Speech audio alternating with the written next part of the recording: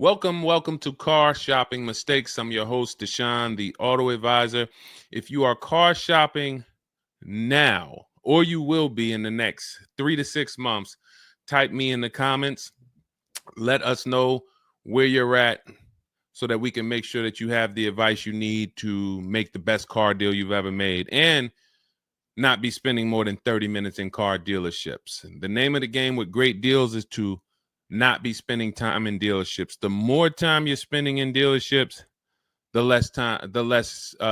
worse deal you're getting. The worst deal you're getting. Valencia, good to see you. Valencia World says she's shopping. If you're shopping now or you will be in the next 3 to 6 months, type me in the comments and let me know.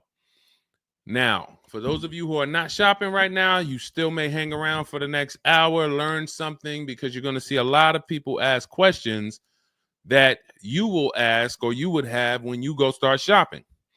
So what typically happens if you hang out here enough, somebody's going to ask the same question that you would have asked, and you can get your answers that way. So welcome to Truth. Good to see you. Let me hop on over to Instagram and actually pop in over there. And I'll give you guys time to start typing your questions. No questions off limit. I try to do just rapid fire Q&A.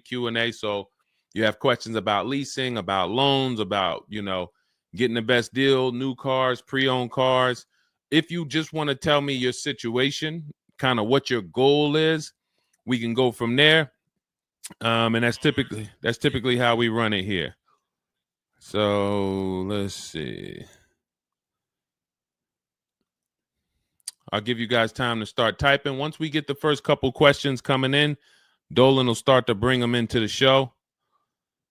And we'll go from there. All right, I'm just sharing the show. Shout out to the sharers. And before we even start with the questions, I want to talk about the mistakes that I see people making. Let's really start out with the mistake of this leasing versus buying. I'm so happy that over the last 3 years, who was taught never lease a car? You were taught or you heard never lease a car. I could not be more happy that we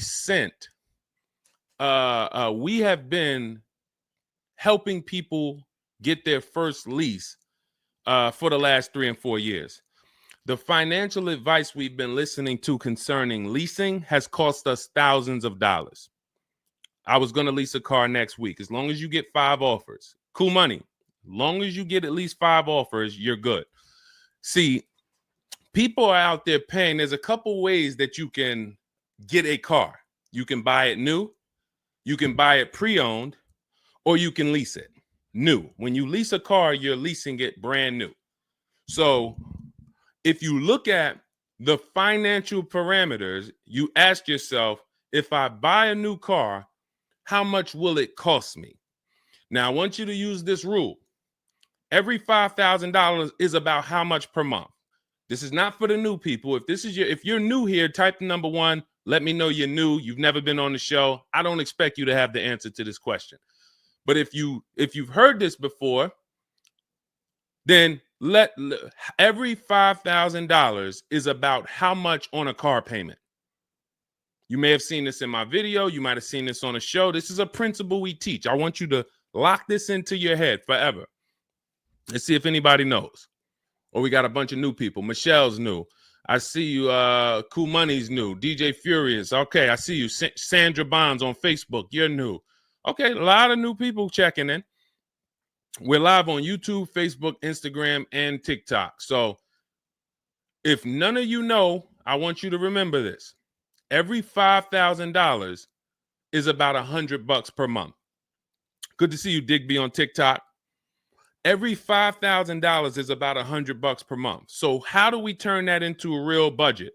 You look at a car, $30,000 divided by 5,000. You're going to see that's about 600. Well, that is 600. So when you see that a $30,000 car to purchase is $600, if you borrowed that money, now you know about how much that car is going to cost, about how much $600 a month will get you if you purchase. Now, if you lease, $600 a month, depending on the lease deal, could get you a $50,000 car. So we're driving. So if your budget is $600 per month, then you have a couple ways that you can get a car. You can go find a $30,000 new car, no money down. You're at about $600 on a 5-year loan. You can go find a $30,000 used car. You're about $600 on a 5-year loan. Now, for $30,000 used car, maybe it was like $45 when it was new. You get it for $30. Or you can get a $50,000, depending on the lease deal, brand new car that you lease. So let's drive this home. You have people pulling up in cars. They're all paying $600 a month. One of them is driving a brand new $30,000 car. They didn't put any money down. Another one is driving a $30,000 used car. They didn't put any money down. $30,000 car. Another one is driving a $50,000 brand new car. They didn't put any money down. Who's getting the most value? In the short term, it's the person driving the $50,000 new car. It's nothing you can say about that. It's no like, well, it depends. Nope. $50,000 brand new car, $30,000 brand new car, $30,000 used car. The person driving the $50,000 car at $600 a month is getting the most value, hands down. Now, in the long run, where do the people who buy win? That's where we talk about the 8-year rule. That's why if you're buying your cars and you're keeping it 8 years, you should be purchasing, not leasing. 8 years is when you win. So that's where I wanted to start at. Let's start, like, tear down this bad information you've heard and you've believed about leasing. And I see people asking, we got a lot of questions coming in. I see you, Jaguar Music, on Instagram. I see you, Cool Money. I see you, we got a question. I see, hold on. From what I can see, we got like 4 or 5 questions waiting. So, Dolan, you could bring in the first one. Type your questions in, anything you want to ask. If you want to ask about leasing, I saw someone asked about bad credit. What about if I have bad credit? What about mileage with leasing? Just start typing those questions. We'll bring them all into the show and we'll get to them one by one. Is that true for someone that went into bankruptcy? Okay, so if you came out of bankruptcy, your goal should be to rebuild your credit as quick as possible. Right now, your credit's blank. You come out of bankruptcy, your credit's blank. You have nothing there, and that's a good thing and a bad thing. It's easy for you to build. I've seen people come out of a bankruptcy and literally they have a 700 score in 1 year. They're going to go get credit cards. Just like if you're 18. If you're 18, you go get credit cards, you don't use them. Pay $15 gas, or you don't have a car yet. You pay $15, $20 a month for something, pay it off. You're going to have a 700 credit score. The more you don't use your credit, the more credit they give you. So when they see that you have the credit, $500 credit card, $1,000 credit card, you're not using it, credit score is high because your utilization is low. So that's what you should be doing. You cannot come out of a bankruptcy, just wipe your credit, and then go into the dealership and be like, okay, now I can get a car. You have no credit history. So the first goal should be, let me rebuild my credit as quick as possible. And you can do this quick. Follow Shonda Martin. Some of you know Shonda Martin. She's on pretty much every platform we're on right now. And she's rolled to 750 plus. Now you got to let me know. Can you wait and build your credit for 3 to 6 months? Can you start to get some type of credit history? Or are you in need of a car right now? In which case you have to get a car with bad credit or no credit. Because if you don't have anything on your history, that's technically no credit, which is bad credit. So, okay, you need something ASAP. Okay, so what you should be doing, and again, if you don't have good credit right now, you should be buying the smallest car you can with the lowest payment. I got into the car business 2006. I was 22. I've been in and around the car business since then. So what is that? Almost 20 years now? The mistakes come from 2 things. You don't know what to do. A lot of the stuff I'm going to say, oh, I didn't know I could sell a lease, Deshone. Oh, I didn't even know I could sell a car if I don't have the title. It's not paid off yet. I thought I had to pay it off to sell it. Deshone, I didn't know every dealer, every, Toyota dealer has a different price. I thought they were all the same price, like the Apple store. All of that is you didn't know. Oh, I didn't know about leasing. I thought it was this. I thought it was that. I had misconceptions. All of this stuff has cost you thousands of dollars. That's you not knowing. The other problem is you know and you don't do, because now I'm going to make sure you know. So once you know, it's your obligation, or it's up to you if you're going to do. So if I have bad credit, I'm looking to rebuild my credit. I need a car right now. First thing I'm doing is asking myself, in my book, Cars from Home, first step is how many years you're going to keep the car. Because we need to determine, are you going to lease or you're going to buy? Are you going to lease or you're going to buy? You don't determine that based on how many miles you drive or, it's the 8-year rule. Are you going to keep the next car 8 years? Who keeps their cars more than 8 years? Type K. Because you're buying what we call keepers. If you're a keeper, Deshone, every car I buy, I'm keeping this thing 8, 10 years, 12 years. When the transmission goes out, I go and get another transmission. I see we got keepers. Shout out to the keepers. Michelle, we got Chantal. Who are the keepers? Sandra Bonds on Facebook. I see you. Where are the keepers at? K Mathis on Instagram. Keepers. These, you should not be thinking about leasing. Who's the keepers? See, we like to make this clear. Lon, I see you. Kara, keeper. All right. You need to be very clear, because people be like, Deshone, you talk about leasing a lot. Should everybody be leasing? No.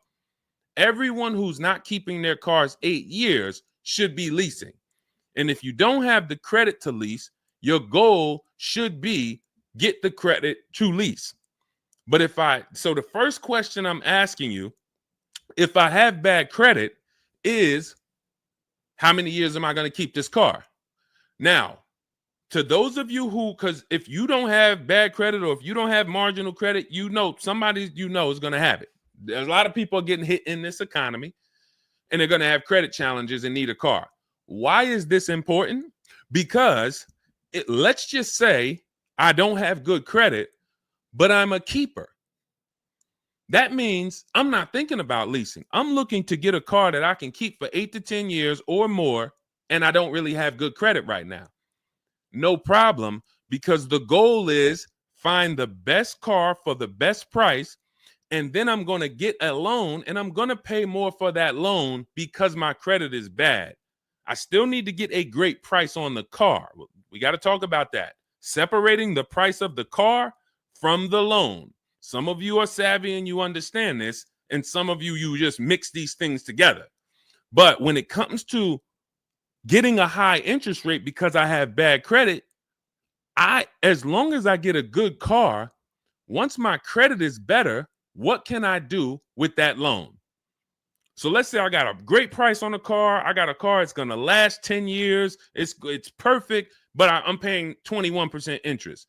So I'm going to fix my credit, work on my credit.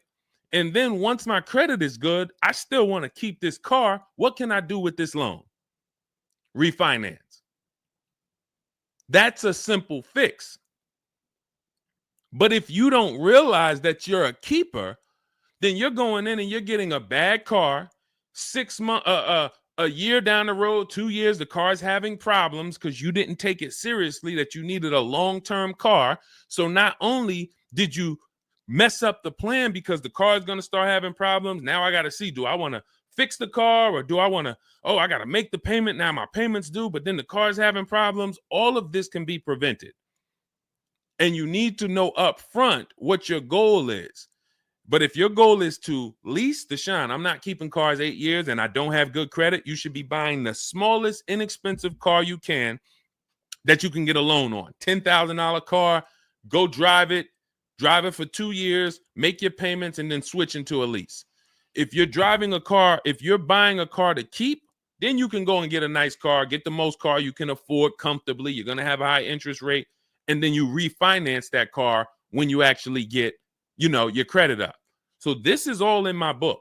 My digital book, Cars from Home, breaks all of this down step by step. Whether you have good credit, bad credit, how to know when to lease, how to know when to buy, new car, used car, you drive a lot of miles. I have plans in there for everybody. It's a digital book. It's 5-star rated. Thank you to everybody who went to Goodreads and reviewed the book. You can get a copy of the book. It's normally $97. You can get it as part of my launch offer for 75% off. That's $24.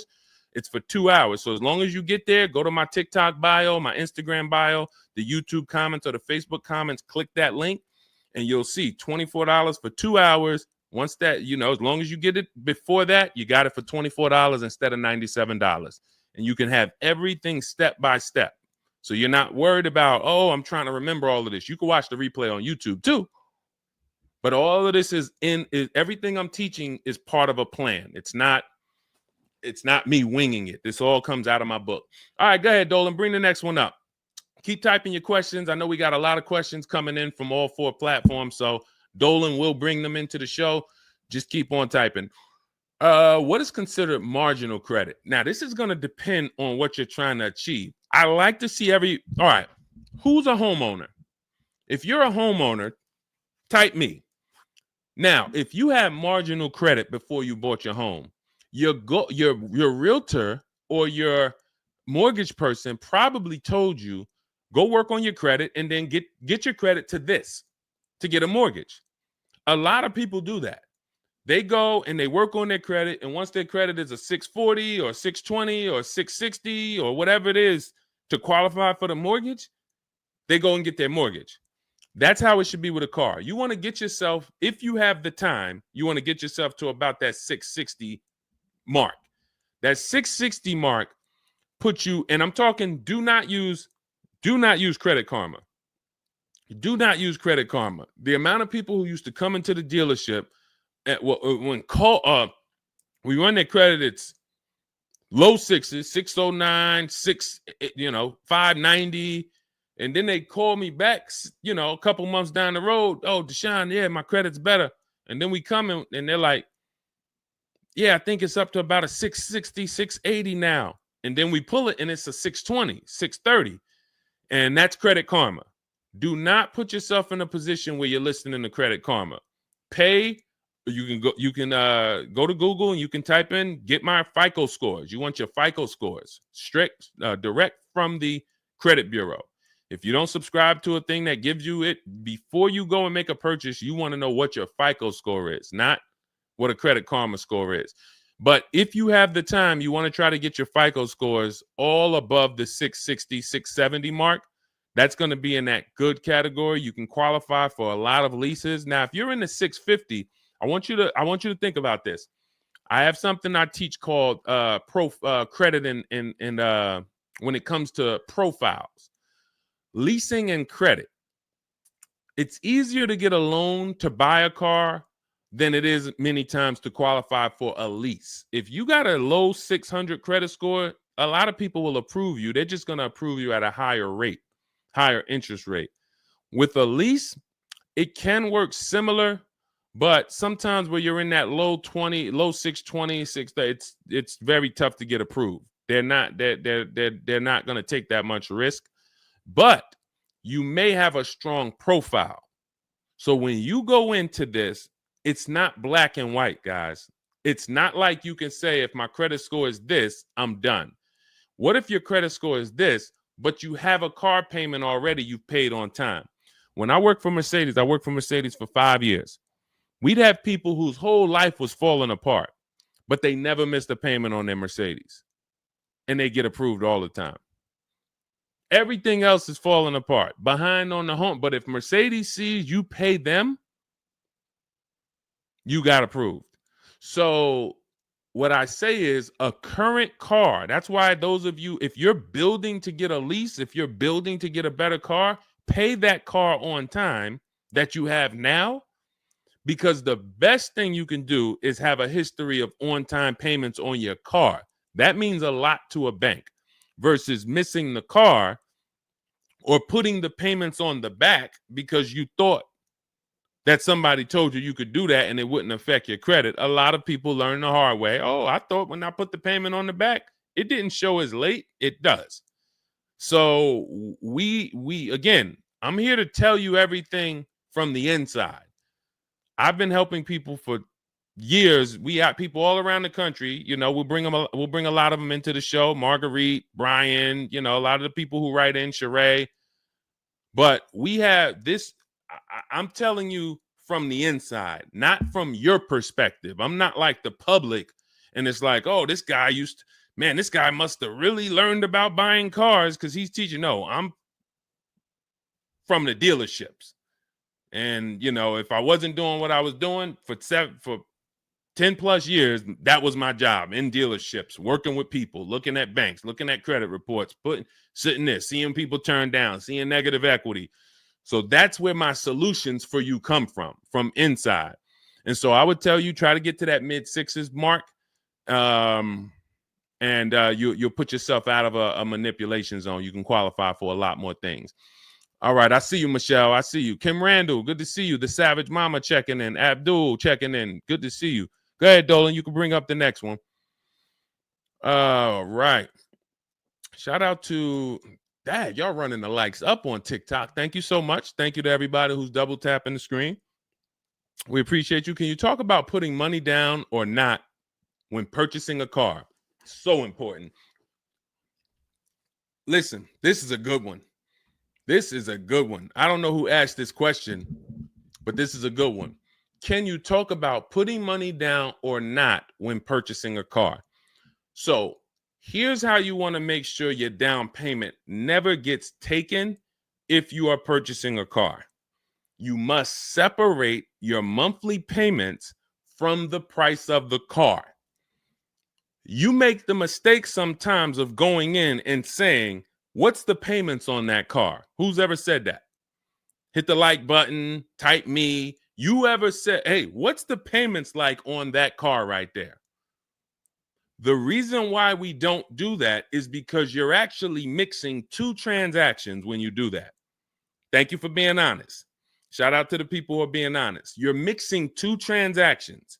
You're looking at the price of the car and you're looking at the loan details, which equate to your monthly payment. See, if you pay cash for cars, then you understand you don't care about the payments. You go in, you're trying to find out the out the door price.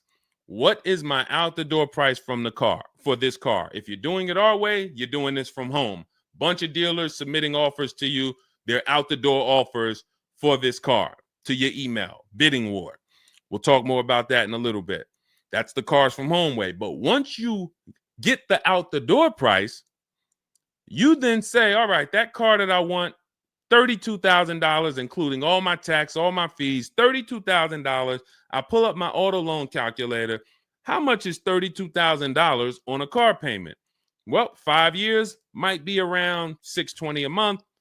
6 years might be around $550 a month. Okay. Do I want my payment to be that high? If I could afford that payment, do I want my payment to be that high? You see how we've separated the price of the car from our loan and our monthly payments.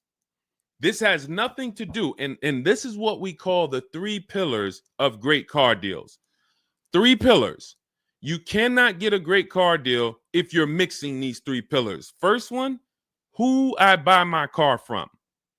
Second, who I get my loan from. Third, who I give my old car to and sell it to. That's why we don't say trade here. That's a curse word. Forgive me if I even saying it. And if, we get some questions about trade-ins, we'll explain why we don't trade cars. So we have to separate these and bid out each one. You have so many online tools at your disposal that you just don't know how to use yet when it comes to your cars. You know how to use Amazon to go buy a TV. You know how to get a subscription to YouTube. You got a ton of online tools you know how to use. Shazam, what's that song? Shazam it. But the online tools about car buying, you just don't know how to use them. That's where I come in. Our entire system is showing you websites that do this, tools that do that, And so we can make sure that we're getting the best deal. So the only way you're going to make sure you never lose your down payment is you have to separate the monthly payments from the price of the car. If you go in and say, hey, how much is that payment? The car salesman says, well, how much can you put down? Well, I don't really want to put any money down. Well, all right. If I had to, I guess I could put down like 3, 4 max though. But I'm trying to be at like $600 a month. You're working your loan out with them. That's a loan. And let me tell you how. Let me show you why you can know you shouldn't be mixing these transactions. There's big money in all of them. There's a ton of people who want to sell you a car. There's a ton of people who want to give you a loan. They don't sell cars. Let me say that one again. There's a ton of people who want to give you a loan. They don't sell cars. They want to compete for your loan. That should tell you there's a lot of money in the loan business. Then there's a ton of people who want to buy your car from you. Your car you have now. You're the one you're like, well, I just normally go trade the car in.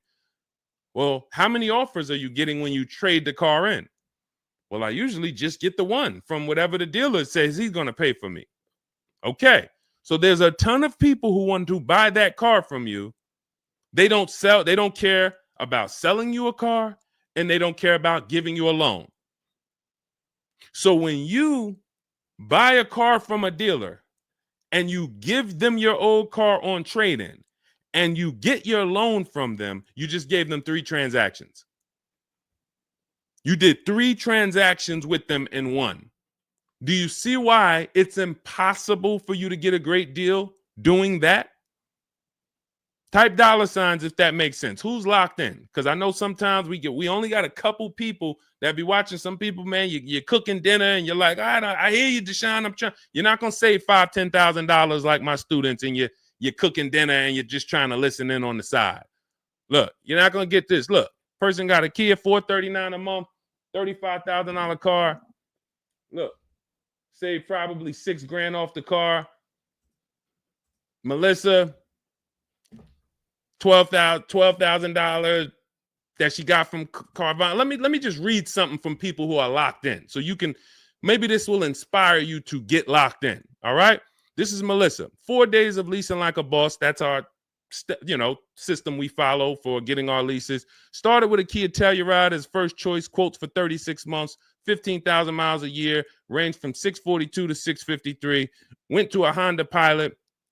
Ended up getting quotes as choice B from 616 to 713 after contacting every dealer in North Carolina. She did this from home, right from home. She got after contacting every dealer, the dealer I ended up leasing from originally quoted me 719, came back at 616 in 3 days with 0 due at signing. This is on a, where's her car at? I can't see. Hold on, 616. Oh, that one wasn't clear. All right, here, let me read this one. Thanks so much for these resources. I read the entire book last night. Already been underway trying to put my deal together. What a great book. I have my quotes together, and now I'm ready to take the next step with the calculator. Big fan of your channel and the resources. However, when we shop for 12,000 miles per year, do we adjust to 15,000? So these are people who are taking action on a plan. So when you see the plan, there's going to be different results. If you're out here winging your car process, oh, I hope I did this. Oh, shoot, I thought I watched the Instagram video. They told me don't say that. I shouldn't have told them I had a down payment. You're not going to get it. You're not going to save $5,000 or $10,000 on your car payment, on your car transaction accidentally. You don't just slip into that. So lock in and grab this lesson now. I need to separate my transactions. Who I buy my car from is one transaction. I'm going to bid it out. I'm going to give a bunch of people an opportunity to sell me this car. If I'm looking at a used Toyota Camry, I want to see every Toyota Camry within 150 miles, and I'm going to narrow it down, and I'm going to pick the best one, independent of my loan. My loan is a whole nother story, because when I shop for my loan, I'm going to do the bank bidding war where I can have multiple people. I don't even want to mention that without telling you about it, because it's like, whoa, what's the bank bidding war, Deshone? Okay, so you can have multiple banks and credit unions compete for your interest rate in a small period of time, and it's going to weigh on your credit score like one hard inquiry. Like one hard inquiry. Mamba Mentality, I love the name. I love the name. Why can't I do a super chat? I don't know. Yinka, good to see you on Facebook. IB Johnson. On one hard inquiry. So let's just say, and so when you get your loan, how do we know that 5.2% interest rate was the best? How do you know that the 7.1 interest rate was the best if you have no other offers? And what we've been used to is we're just going to go with our bank. We're going to go with our credit union. We're going to go with the dealer's bank. Why? We're going to make these people compete. And when you do this, when you do it this way, you can have people compete in a short period of time and get multiple offers on your loan without it affecting your credit score. But it has to be done in a small window of time. Now, if you Google it, rate shopping, it'll say between 14 days and 45 days. You do it our way, it's going to take you 48 hours. And you don't do this until after you find your car. After you find your car is when you do a hard inquiry. You let these banks and credit unions compete for your loan. And again, you notice I've already found my car. I already got the best price on that car right there at ABC Motors. I got that thing on hold. Don't pick up the car the same day. As much as they're going to ask you, hey, you want to take it home today? You want to take it home today? No. If I take it home today, when do I have time to go shop my interest rates? I'm not taking it home today, but let me get my buyer's order with my numbers on it. Let me go home and let me actually do my shopping for my loan and my interest from home. And then if you can actually beat that rate, it's a competition. But because you didn't know that you could let multiple banks do this in a short period of time, you're only going to your bank. You coming back with a 6.49. Well, I guess that's good. What if somebody could get you a 5.49? Do you know how much a difference between a 5.49 and a 6.49 is on a loan? Could be $1,200. This is why we're getting all the money.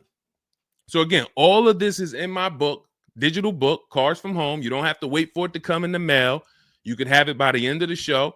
It's in my TikTok bio, Instagram bio, Facebook comments, and YouTube comments.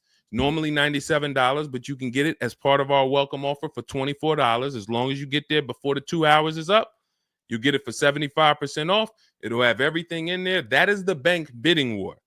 If you're not, again, before we go to the next question, if you're leaving the dealership wondering, if I was to walk up to, yo, Deshone, what's going on, man? Hey, I just got this car, man. What do you think? Okay. Did you get a good deal on it? Yeah, man, I definitely got a good deal. How do you know? If you're not saying to me, yo, man, you know how many offers I saw? Man, I got about 6 offers on this car from different dealers. This was the best one. Okay, you did good. What about your loan? No, man, listen, my bank competed, credit union competed. The dealership told me none of their banks could beat what my bank gave me. Congratulations, man, you got a great deal. But if you don't have that same confidence, you did not get a great deal. And now you're driving in a $30,000 car, $50,000 car, and you don't have the confidence that you actually didn't leave thousands of dollars in these dealerships. This is crazy. And when you get mad and stop accepting it, you'll listen to what we're telling you to do. If you think you deserve that abuse, then you're going to keep doing the same thing.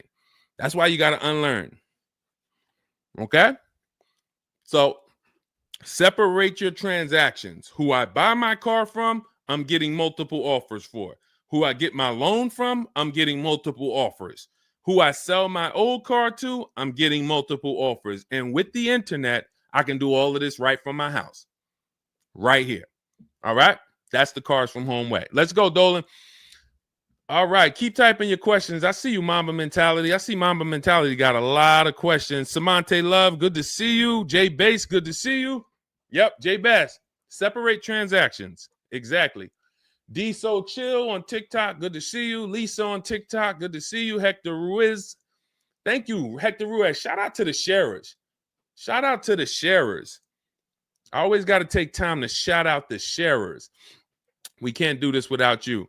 All right, how can I schedule a consultation with you? Also, does it make sense to lease a pre-owned vehicle? So let me answer the bigger part of the question first. Most leases are going to be brand new. There's only been a few manufacturers that have tried to do a pre-owned lease program. Lexus tried it. BMW's tried it. And there's certain brands that can technically lease a used car. The reason why I don't like it is because it's not enough of a wide stream. It's not enough of a mainstream program to create competition. And if you can't create competition, then you don't know if you're getting a good deal. If you walk in to lease a brand new car and you're walking in and again, we don't do this. We never sit down in a dealership. We're there to test drive only. We're never talking numbers. But if you are doing it the old way, you're going to go in and then you're going to get a bad lease deal presented to you. And they'll say, well, I could lease you this 3-year-old one and it'll save you like $150 a month. How do I know that's a good deal? It might be affordable. And sometimes you confuse affordable with a good deal. It's not a good deal because you could afford it. I want to let that sink in. We confuse, you know how many people I watch get a horrible deal, but they go home and they're like, yo, man, they got me to my payment. Bad credit usually. A lot of people with bad credit will brag about yo, man, you got to go see Joe, man. Why do we need to go see Joe? Man, he got me in a car. Nobody else could. All right, let's look at the numbers. Dag, you're paying 24% interest. You know this is an 8-year loan? You know this is an 8-year loan. Oh, nah, I just, listen, man, Joe, you sending all your friends to Joe. Oh, look, and this car has 70,000 miles on it. You paid 28,000 for it? See, because they got you to a payment you could afford. So you thought, good deal. Now, I go into a Bentley dealership right now. Bentley's $300,000. And they say to me, we'll give you this Bentley for $150,000. So they give me somebody offers to give me a $300,000 Bentley for $150,000. 50% off. We're going out of business. Take it. Can I afford it? No. Is it a good deal, though? Is it a good deal? $300,000 Bentley, half price, $150,000. Many people, you don't have that in your budget to go and bring $150,000 dropping on a car. Now, if you want to do a business thing, go buy it for $150,000, quickly sell it to another dealer for $220,000. Okay, that's what we would do. But I'm not talking about that. I'm talking about just you alone.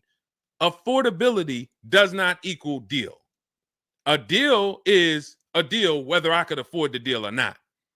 And the only way we know a deal is to actually get multiple offers. There's no other way. So I'm going to continue to say it. There is no other way. I've been in the car business since 2006. There is no other way for you to know you got a deal without comparison shopping. Same way if you walked into a grocery store and there was only one, you walk into the Dorito factory. There's only Doritos everywhere. No other competition. They sell them for $7 a bag. There's no competition. So everybody who's in the Dorito factory is paying $7. But when they go in the supermarket, Doritos competing against Lay's, competing against Wise. Oh, you can't be $7, Dorito. You might have to be $4 this week. You might have to be on sale this week for $2.99. Competition. It's everything else. So a lot of what I'm saying to you will click when you realize that you've been programmed to buy cars in a way that you don't buy anything else up. You don't buy anything else that way. Everything else you buy in your life is competition. People competing.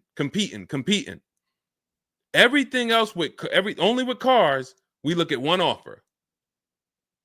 So that's why when you come home, start to look at the whole market, you're going to love this. You're going to be like, man, I don't know how I didn't start doing this before. What I'm teaching is not, the whole Cars from Home system is not rocket science. We just use the internet to create competition. That's how we get crazy deals. That's how you see Alex graduated, was able to get a new lease for my partner, sold his old car to Carvana, bid that out. Notice he didn't trade it. He didn't say I traded in my car. I sold my old lease to Carvana, old 3,500. He got 14. That was his highest bid. Went test driving, got a 2025 Hyundai Tucson, got a 1.3% lease deal, no money down, $42,500 car, $580 a month, and that's a 1.3% lease. Now, $42,500, guys, would normally be, with no money down, about $800 a month. Maybe about $825 for 5 years. He's paying $580. So when we talk about leasing keeps thousands of dollars per year in your pocket versus purchasing. Thousands of dollars, not hundreds of dollars per month, but thousands of dollars per year. So so to answer your last question, I don't do consultations. We have 3 ways we help the public: through my book, through our Shop with Deshone program. A lot of these people that you're seeing me share, they've either got my book or they're in our Shop with Deshone program. Just Ralph, Jen, Stormy. Just wanted to let you know that your package worked. $48,000 MSRP, no money down. She's paying $622 a month. That's normally a $900 payment. Marie, some of you know Marie from some of our other shows. We talked about her. Just wanted to reach out. Thank you. She used the book, saved over $13,000 off of her Mercedes, got her payment to be hundreds lower per month, maintenance included. Just wanted to say thank you. She got a 2025 GLC Coupe. Some people have this same car. You're looking at this car. You're like, hold on, Deshone, I got that same car. Did you get $13,000 off? Did you get $13,000 off? This is when we got to say to ourselves, whoa, what's happening that Marie got $13,000 off? I thought I did okay. I got $4,000 off. You see how dangerous it is when you don't get multiple offers? You thought, man, I negotiated, man. I was in that dealer for about 5 hours, man, to get that $4,000 off. Marie never went into a dealership and she got $13,000 off. So you just made a $9,000 mistake. So you could either change your behavior, go grab my digital book, Cars from Home, learn the same thing, use the same strategy step by step that Marie just used, and you could eliminate you making these types of mistakes, or you can continue to do what the car business wants you to do. So in my digital book, you have everything. That's why it's called 7 Steps to Saving Time, Money, and Avoiding Dealerships. It's in my TikTok bio, my Instagram bio, YouTube comments, Facebook comments. You can get 75% off for the next 2 hours. So you won't pay the normal $97. You get it for $24 if you get there before the welcome offer expires. And that's a digital book. It'll be in your inbox by the time we end the show. You'll have all these strategies to use for you, your family, your spouse, your kids, to make sure every transaction you're winning. You're leaving no money on the table. All right. So yes, I don't do, and you'll see in our Cars from Home toolkit in my bio, we do have a program where we shop for people around the country. In fact, before we go to the next question, let me show you what you'll be able to do. But in our case, we do this for our clients. So you get in where you fit in. I don't tell you, it's like if I put a buffet in front of you, everything gets you full. You get the book, you're there. You come into Shop with Deshone, we do it together. You watch our video checklist. You have coaching calls, we have Zoom calls, we have a private Facebook group. You get to your goal. Or you can, if you qualify, you got to have the credit. You got to be shopping for a new car. You can look into our Done For You program. You can book a call with our team.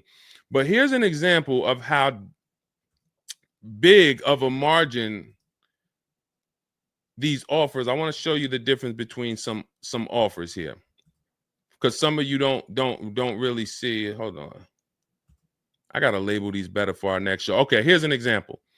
So we can see here for this particular car, the payments ran, all of the car itself is $64,000. We're shopping for a Genesis. This particular month on this particular car, the payments range. Y'all ready? We got 6 offers on this car. The payments range from, well, I'm just reading them to you. $973, $899, $1,102, $1,066, $921, $913. Now this is initial payments. Why is there a $200 difference in these initial payments? This is why you never want to take people's first offer, because the initial payments are going to be high. But even in the initial negotiations, why is it, Deshone? Wait, all of these cars are the same price. Why is one dealer at $1,050 and another dealer is at $899? Because they're criminals. So what do you think you're doing if you just walk into a dealership and say, let me give this dealer a shot at negotiating? If you're negotiating with the dealer that's at $1,050 or $950 or $975, where are you going?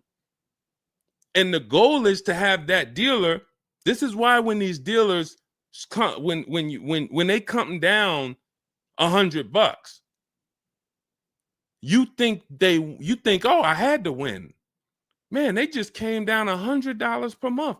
They started out, they were at $590, and now we're at $490. This has to be a good deal. Well, how do we know that they weren't supposed to start at $490 and end up at $390? If this is clicking for you, type a $, because this is clicking for some of you. Those of you who are locked in, this is why it has to be a mentality change. I'm pulling back the curtain so you can see that, Deshone, it's been feeling like when I go to buy a car, it's a mental game. I drive off and I'm kind of happy, but then I don't really have the peace. I don't really feel like I did good. I'm kind of hoping I did okay, right? That's you, right? So I'm telling you that your gut has not been lying to you. I see you, P. Honda Fundamental Salon. Good to see you. Got my book. Use it. Use it and win. So your gut is not lying to you. I'm just the one from the inside coming to tell you that you closing your eyes and hoping things go well is not working. It's not going well for you. If you looked at other people, they're doing better. If you looked at people with strategy, they're getting cars for $200 a month less than you. They're getting $5,000 off less than you. They're leaving knowing that they got the best deal because they saw so many offers. You're hoping, and that hope is not leading to that hope is a bad strategy. So what you want to do is you want to change your mindset and realize that the dealer's whole goal is to keep you from shopping. If you burn that into your head about the car business, the entire goal of every dealership is to keep me from shopping their competition.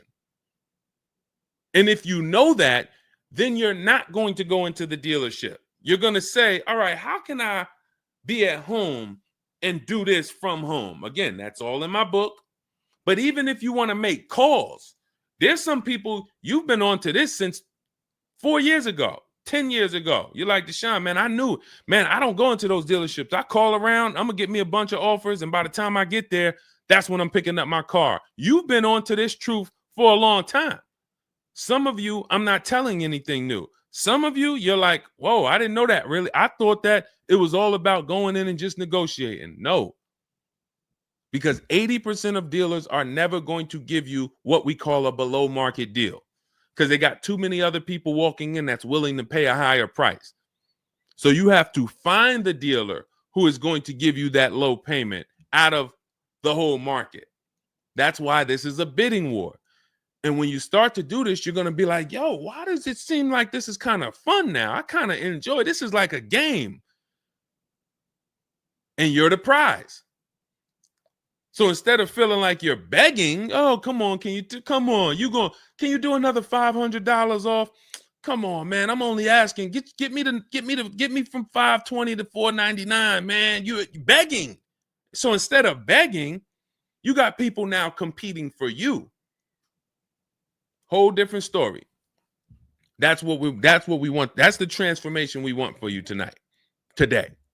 All right, let's go. Dolan, next question. All right, Fundamental Salon, I see you. I see you, Jay Bass. I see you, Randall Pine Straw. You got the number 3 gifted badge. Thank you. Y'all lighting up the lights on TikTok. Thank you so much, Monica 9300, BKS Aggie, Timothy Garces, Drew Saberton reposted the broadcast. Thank you so much. Shout out to everybody sharing this. What about military personnel? What's the question? Just rewrite that question because I don't know. What's the question? I know what about military personnel. I don't know. Are you asking about military rebates? I don't know. So just kind of give me a full question, and then I'll be able to give you a better answer. Hello, I'm planning on purchasing a 2025 Escalade. Any negotiation between the MSRP and the invoice? Of course. Now, if you walk into a dealer and you say something like that, what is the dealer going to say? So let me ask everybody who's watching. We're live on Facebook, TikTok, Instagram, and YouTube. If this person casually walked into the dealer and said, hey, is there any negotiation between the MSRP and the invoice? What do we think a smart dealer is going to say? Not an honest dealer, a smart one. Thank you, Sassy. No. No. And you know what's crazy? They're going to say it in a way that makes you believe it. So if I put my car salesman hat on and I switched it to kind of for myself, this is what it would sound like. Or is there any negotiation between MSRP and invoice? Not really.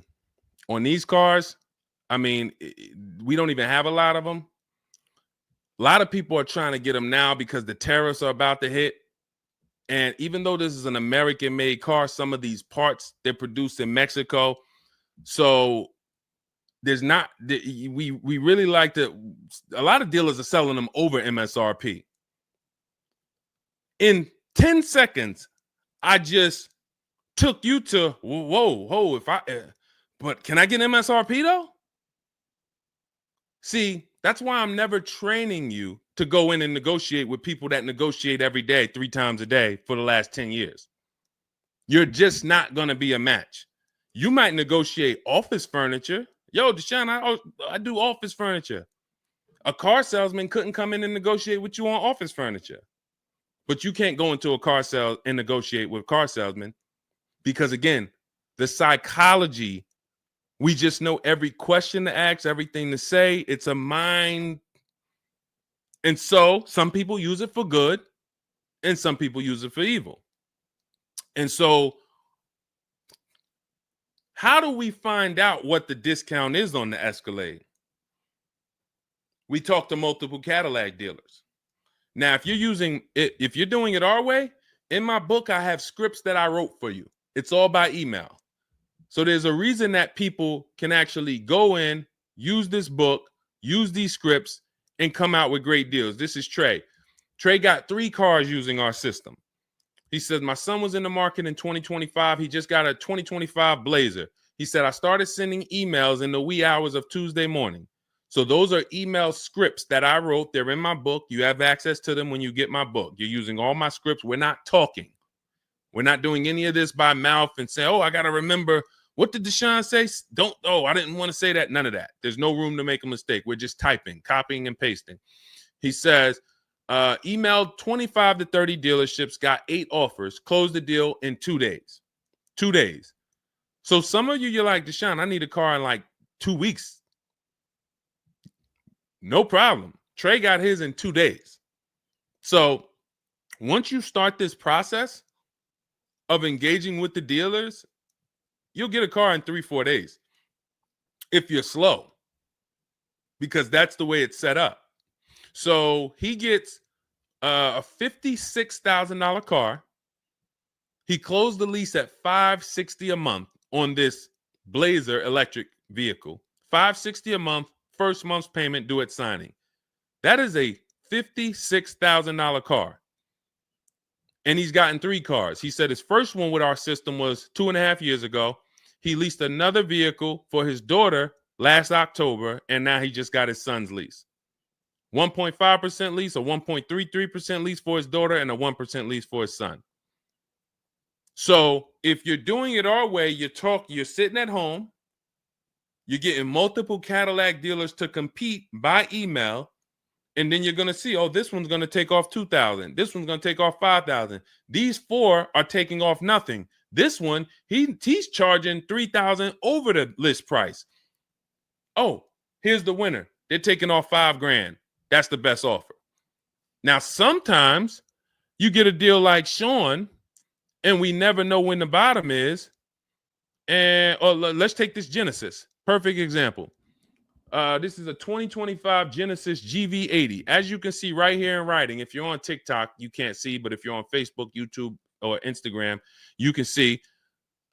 You can see, let me just take that comment down real quick, Dolan, so I can show the discount at the bottom of that sheet, please. Just snatch that just for 1 second. Look at that. $8,469 off retail price. Brand new 2025. Okay, you could put it back up, Dolan. Thank you. So when you look at that, this is the lowest offer of multiple offers.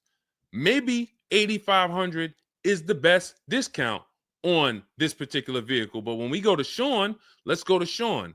F-150 Lightning XLT, $73,000 vehicle. What's his discount? $21,000.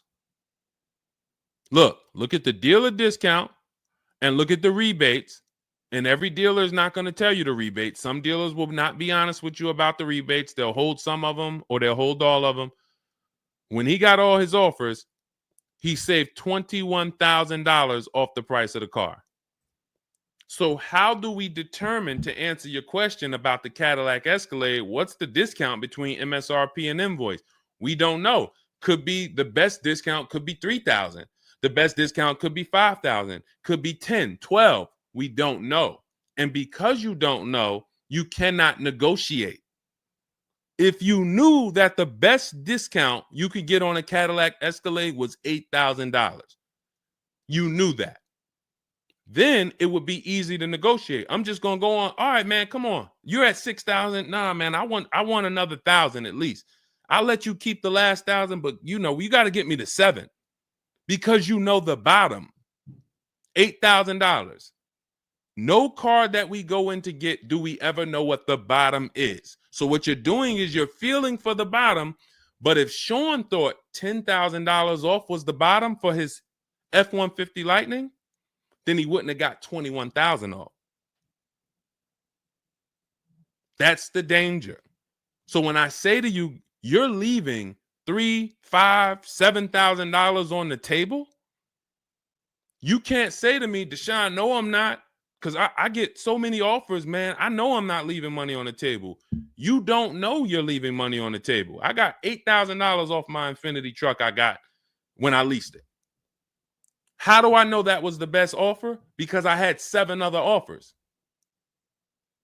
I had 7 other offers of Infiniti dealers that I went back and forth with by email. This one giving me $3,000 off. This one $4,000. This one $6,000. This one $6,000. This one we'll do $8,000 off. You got it. You won. Took me 60 minutes. This is where I want you to get new cars, used cars. You're making your deals from home. You're the prize. You're going into the dealership to pick up your car, man. They like, man, you sell cars? How'd you was like quick, man, that you kind of knew this was quick. Car salesmen going to love you because you didn't waste their time. You didn't tie up 8 hours of their time. They're making deals with you in 20 minutes, 30 minutes. It's great for everybody, but it's mainly great for you. That's what we want.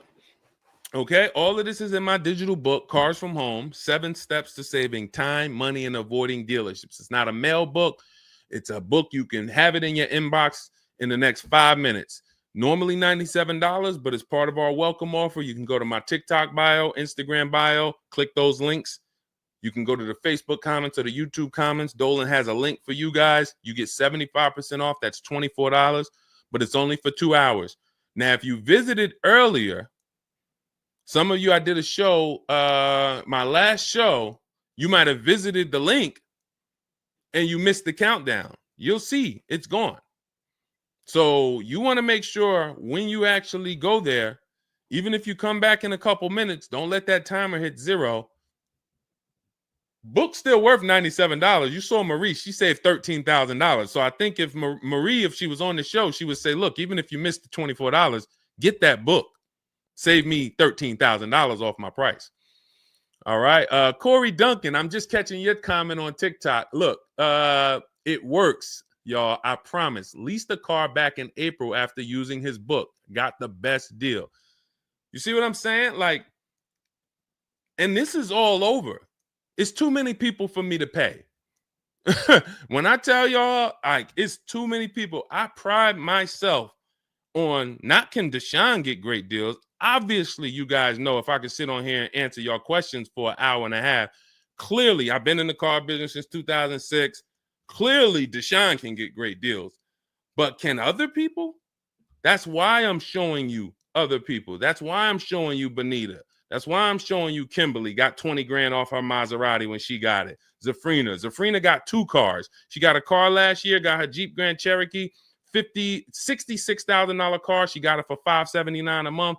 And then she just got another car that she posted 2026.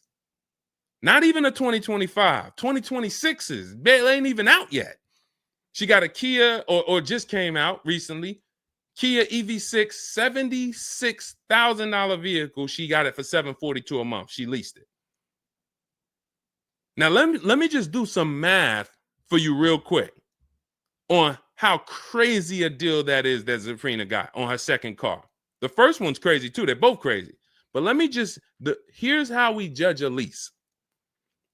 We judge a lease by how much we're paying and how much car we get to drive for that payment. So the reason I created the 1.5% rule is for you to know you're paying too much money for a car you're giving back. The 1.5% rule tells us if we divide the monthly payment into the MSRP with no money down, it creates a percentage.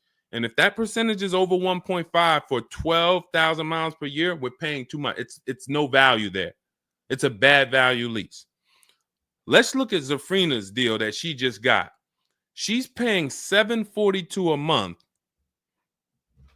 and she got a $76,000 car. So let's say, go into our calculator, $742 a month, 36 months. That equals $26,700. That includes taxes, everything. That is how much she's giving them for 3 years to drive this car. $26,700.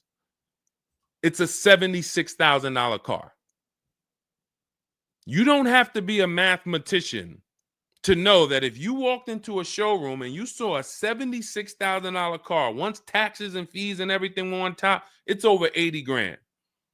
And you could drive that car for 3 years for $26,000 and you give it back to them, we can imagine how much value that is.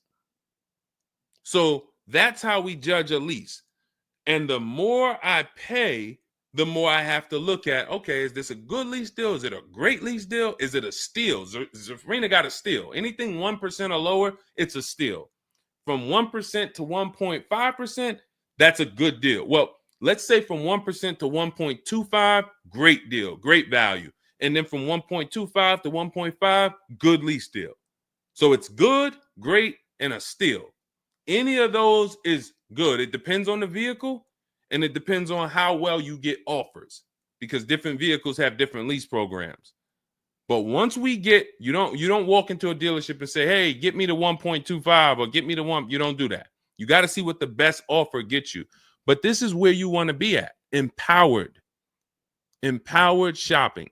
Okay. Thanks, Randall. I'm working on my lease deal now from the book. Way to go. Way to go. All right, Dolan, go ahead. Pull up the next one. I'm going to take a sip of water. I see we still got a lot of questions to get to. Let's go.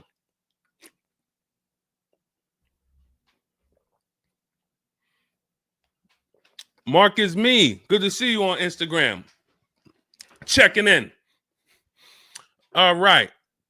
Let's go. Does it matter if you email or call a dealership to find out the best price? All right. No. You just got to realize it's going to be different things that come with phone. The reason why. Okay. Who's a good negotiator? All right. Let me put it like this. Who's not a good negotiator? Let's be honest. Who's not a good negotiator? Type me. You're just not. It's not your thing. You don't really like confrontation. Not a good negotiator. Let's go. Who's going to be honest? Oh, we got a bunch of good negotiators on here today. Bunch of good negotiators. Where we at? Hershey. What's going on? Randall, Sassy. Who's okay.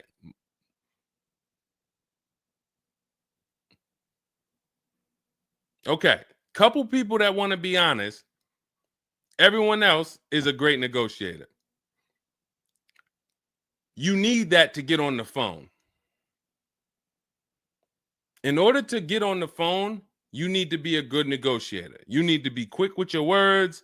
You need to be, and that's what's going to happen when you're calling to get deals. Now, if you're calling to get deals, you just need to be able to know exactly what information to give and what information not to give.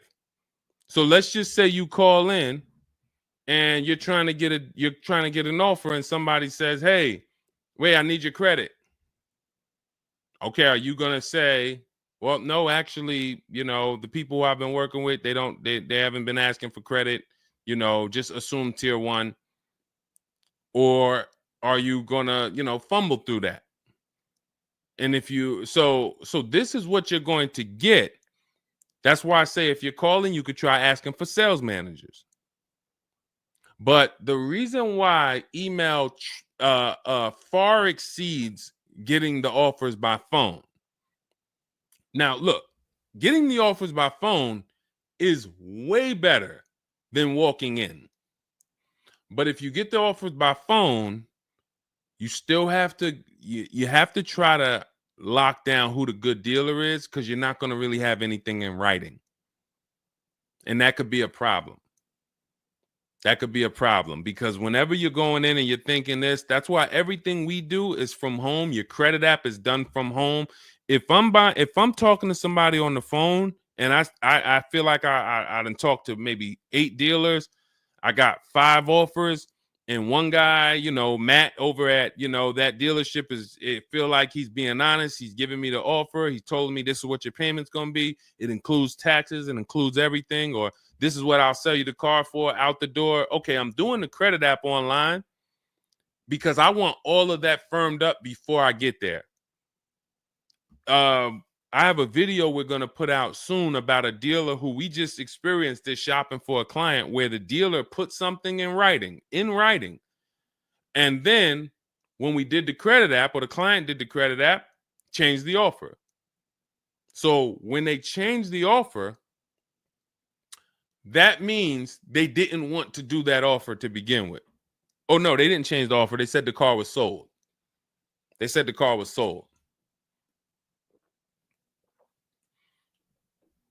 Me knowing what I know that what they wanted to do was tell you one thing and then they wanted you to come in so that you could so they could raise the price on you.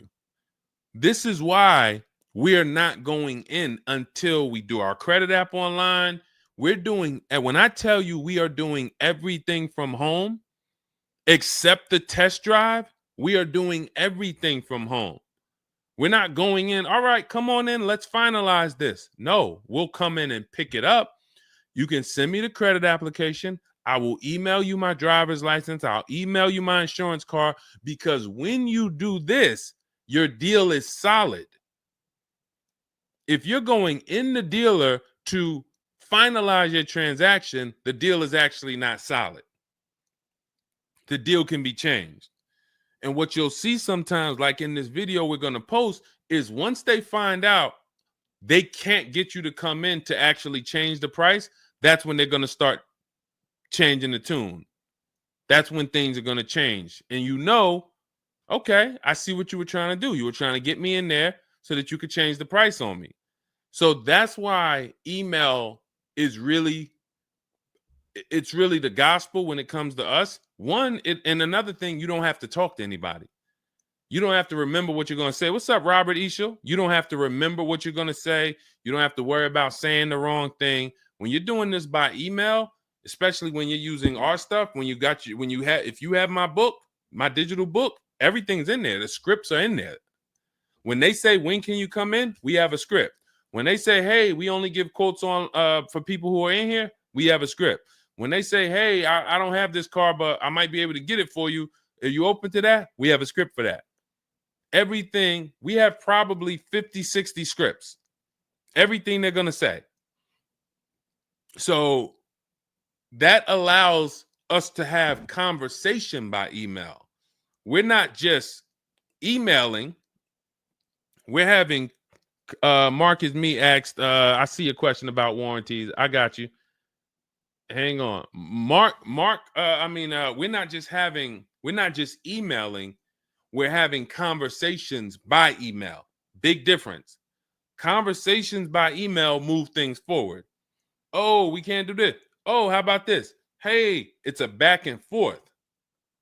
That's why our scripts are so powerful, and they move things forward and they keep it on your agenda. So again, me, myself, I could do it either way. If I was doing one car deal, I could call around. I'll ask for sales managers. I'll talk to the sales manager. I'll try to get a car deal done. But it's the transferring of information, and this doesn't work on a used car. So this only works on new cars. So if I was buying a used car, it's a whole different system. But another reason this isn't effective. What's up, Smitty? Hopping in on TikTok. Another reason that's not effective. Again, better than you walking in. I'm just being straight up with you. If you told me is that better than me walking in? 100%. Get on the phone. You will do way better on the phone than walking in. But compared to email, you ask me like email or phone, which one's better? Email crushes it because I can have conversations quicker. I have stuff in writing. I don't have to worry about not having something in writing, and I show up and I thought that it was this and then it's that, and then it's nothing I need to remember. Yeah, I think that's enough. I think that's enough. So again, in my book is all the scripts.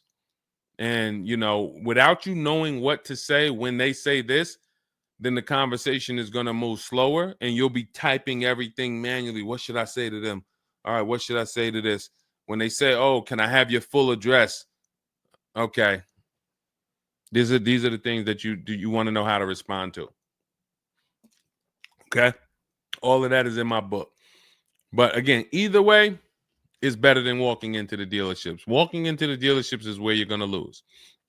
All right, go ahead. Next question. Kevin Carroll, Jamie Rodriguez. Good to see you. How do we apply for a soft credit pre-approval? You have to find a bank or a credit union that does it. If your bank or credit union should be the first people you ask, can you get a soft credit pull pre-approval? Because the soft credit pull pre-approval doesn't start the rate clock, doesn't start first of all, the rate clock starts at the hard credit pull, which means your credit bureau, Equifax, Experian, TransUnion, they're looking now and saying, okay, you have a certain period of time where you can do more of these to actually get different rates. But once that period of time closes, we're going to update your credit score. So let's just say you get that hard inquiry, and when it closes, your credit score drops 10 points. Okay. Had you gotten 3, it would have dropped 10 points. In that window, same 10 points. But if you let the window close, then you go and get another hard pull. When the next window closes, it's another 10 points. That's why we don't want to be moving like that. We don't want multiple hard pulls in a spaced out period of time. So you want soft credit pull, and if your bank or credit union doesn't do it, go to Google. Go to Google, type in soft credit pull pre-approvals. Find a bank that does it, because all you want to do is put your budget together. This might not be who you get a loan from. It's just for you to put your budget together. And if you've ever bought a house or you got a mortgage, you'll see, all right, you might pre-approve me for, 4.25 interest rate. And then once I go to get my loan or my mortgage, it might go to 4.3. It might go to 4.6. It doesn't matter. This is just to budget. You need something so that you can know how much you can spend. That's the purpose of the pre-approval. So it's no reason for you to ever give a hard credit pull. You are much better off just using the rule of every 5,000 is about $100 per month. Burn that into your head. Every 5,000 is about $100 per month. So that means when I'm looking at this $30,000 car, that's $600 a month for 5 years. What if I want it to be $500 a month? Then I need to, instead of taking out a loan for $30,000, I need to take out a loan for $25,000, which means I got to put $5,000 down. But if I'm taking out a loan for $30,000, it's going to be about $600 per month on a 5-year loan. You could go to 6 and it'll drop it a little. For 6, it'll drop it another, But if you don't have that rule of 5,000 in your head, you're too off in your budgeting. You need to have some type of anchor to what this car should cost me. If I'm looking at a $50,000 brand new car, I don't want to be able to, give me the $600 a month on that. Wait, Deshone already told me every 5,000 is $100 per month. How am I looking at a $50,000 car and saying get me the 600 on that? Just divide 50,000 by 500. You're gonna see, oh, that's 1,000. This thing costs 1,000 a month on a 5-year loan. Yes. No money down. Yes. This keeps you from getting in trouble. This keeps you from leaving out the dealership with a 9-year loan. You're at your payment, but your loan is for daggone. It's like if you might not know, it's there's 50-year mortgages. Who would take a 50-year mortgage? Anybody? Anybody volunteering for a 50-year mortgage? Any takers? I didn't think so. No. Why? If you went into a house, $500,000 house, and they said your payment is this for 30 years, but if you take a 50-year mortgage, it drops to this. Nobody on here would be like, okay, yeah, give me the 50-year mortgage. They're available because we've learned that 30 years is the longest you would take a mortgage. And that needs to be 72 months with cars. That's why I tell you 72 months should be the longest you ever consider for a car loan. And if you go in with these parameters, nobody can take advantage of you. All right. All right, let's go. We'll wrap in a car. We're almost done. I say let's go. I see we got maybe one or two more questions. We'll see. For lease, I can only go through the dealership finance department. We'll bring that one in next. I see you. I see you on TikTok. Anita, I see you. What's going on? Warranty extensions worth it? Oh, you mean extended warranties? Okay. Are extended warranties worth it? Depends on the car. If you with warranties, you're asking yourself, what's the odds that things are going to break on this car? And then how expensive are they to fix? And this is why when we get cars, we do something in step 4 of my book. There's a 5-minute process we do. It's a Google check where we check reliability. Every car you look at, you should be typing into Google 2025 this reliability. If you're buying a used car, you should be typing in 2023 Kia K5 reliability. And then you skim those articles. Thank you, Renee Cunningham. You skim those articles, and then you see, what are the third parties saying about this car? Are they saying the reliability is less than normal or less than average? There's tons of people who were in love with a car, and then they do this 5-minute exercise and they see owners are reporting electrical issues with the car, software problems with the car. Owners are complaining about the infotainment system in the car. So this is this is what we call bad DNA. This is not something that when we buy used cars, you'll see in my book and you'll hear me talk about on the show. We screen down used cars with title history, service records, accident history. That's how we make sure it's a quality used car. Title, service records, accident history. But you could put all those things together, and if you got a car with bad DNA, it has electrical problems, none of that will fix it. So, Deshone, I did that whole search you told me, man. I did everything. I narrowed it down. I got a good car. I got the best price. But, man, the car is giving me problems. You skipped step 4. You didn't do that Google search I told you to do, right? No, I didn't, man. I didn't do it, man. I skipped that. That right there, now you got a great deal on a bad car. So the things I'm telling you to do take 5 minutes. Nothing that I have talked about on this stream takes 2 hours or 1 hour or 45 minutes. Shoot, I have my car in 60 minutes. I do the whole process in 60 minutes. So not one thing I have told you takes more than 15 to 20 minutes at a time. So this is a 5-minute exercise concerning this question somebody asks, are extended warranties worth it? So extended warranties cannot fix a car with bad DNA. You want to skip that. So once you find out, okay, I got a car. For example, there's certain Nissans, when you pull them up, you do you're going to type in the year, the make, the model, longevity. Going back to the keepers. Everybody who answered earlier, they're a keeper. You buy your cars, you keep them more than 8 years, type K for keeper. You don't lease. I don't want you thinking about leasing. But if you're keeping, you need to think about warranties. Just like people who lease don't need to think about warranties for the most part, unless they're a high mileage driver, they're getting a high mileage lease, they're not thinking about warranties. So if you're a keeper, you're thinking about warranty, which means you need to look at longevity. There are certain cars you're going to type in, do this exercise, type in the year, make, model, and the word longevity to Google, and you're going to see this car, owners report transmission problems between 90 and 110,000 miles. There's nothing you can do to change that car's DNA. Nothing.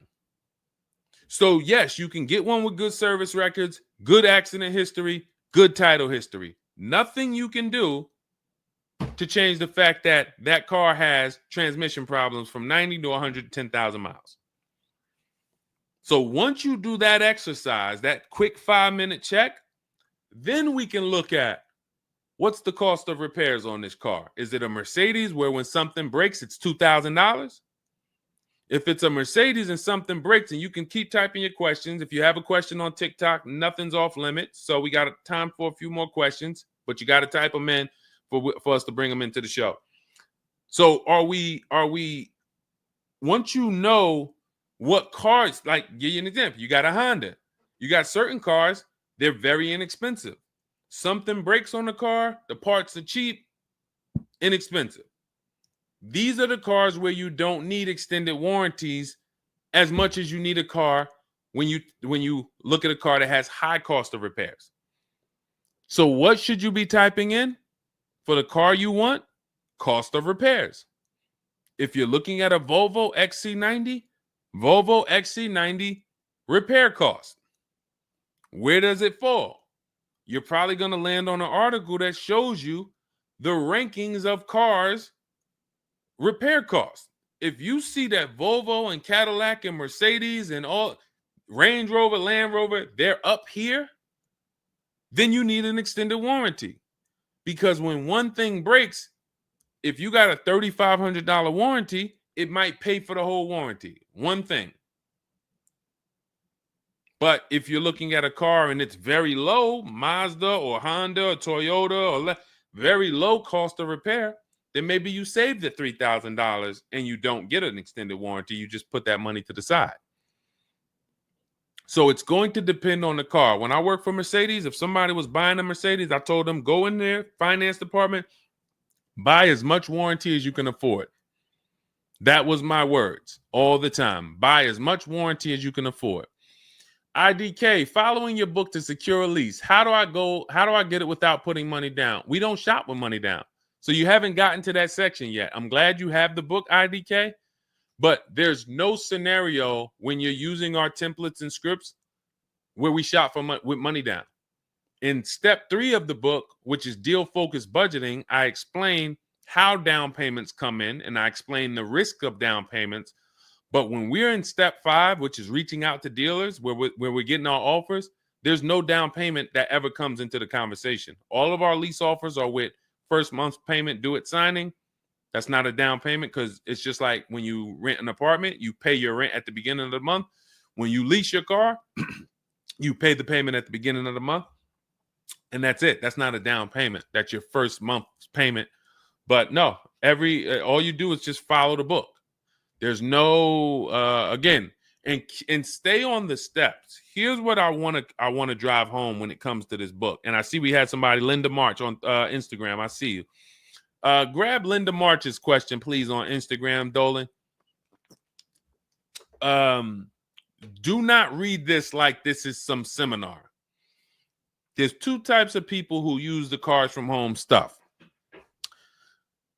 All of our stuff is made to be like you having a conversation with me.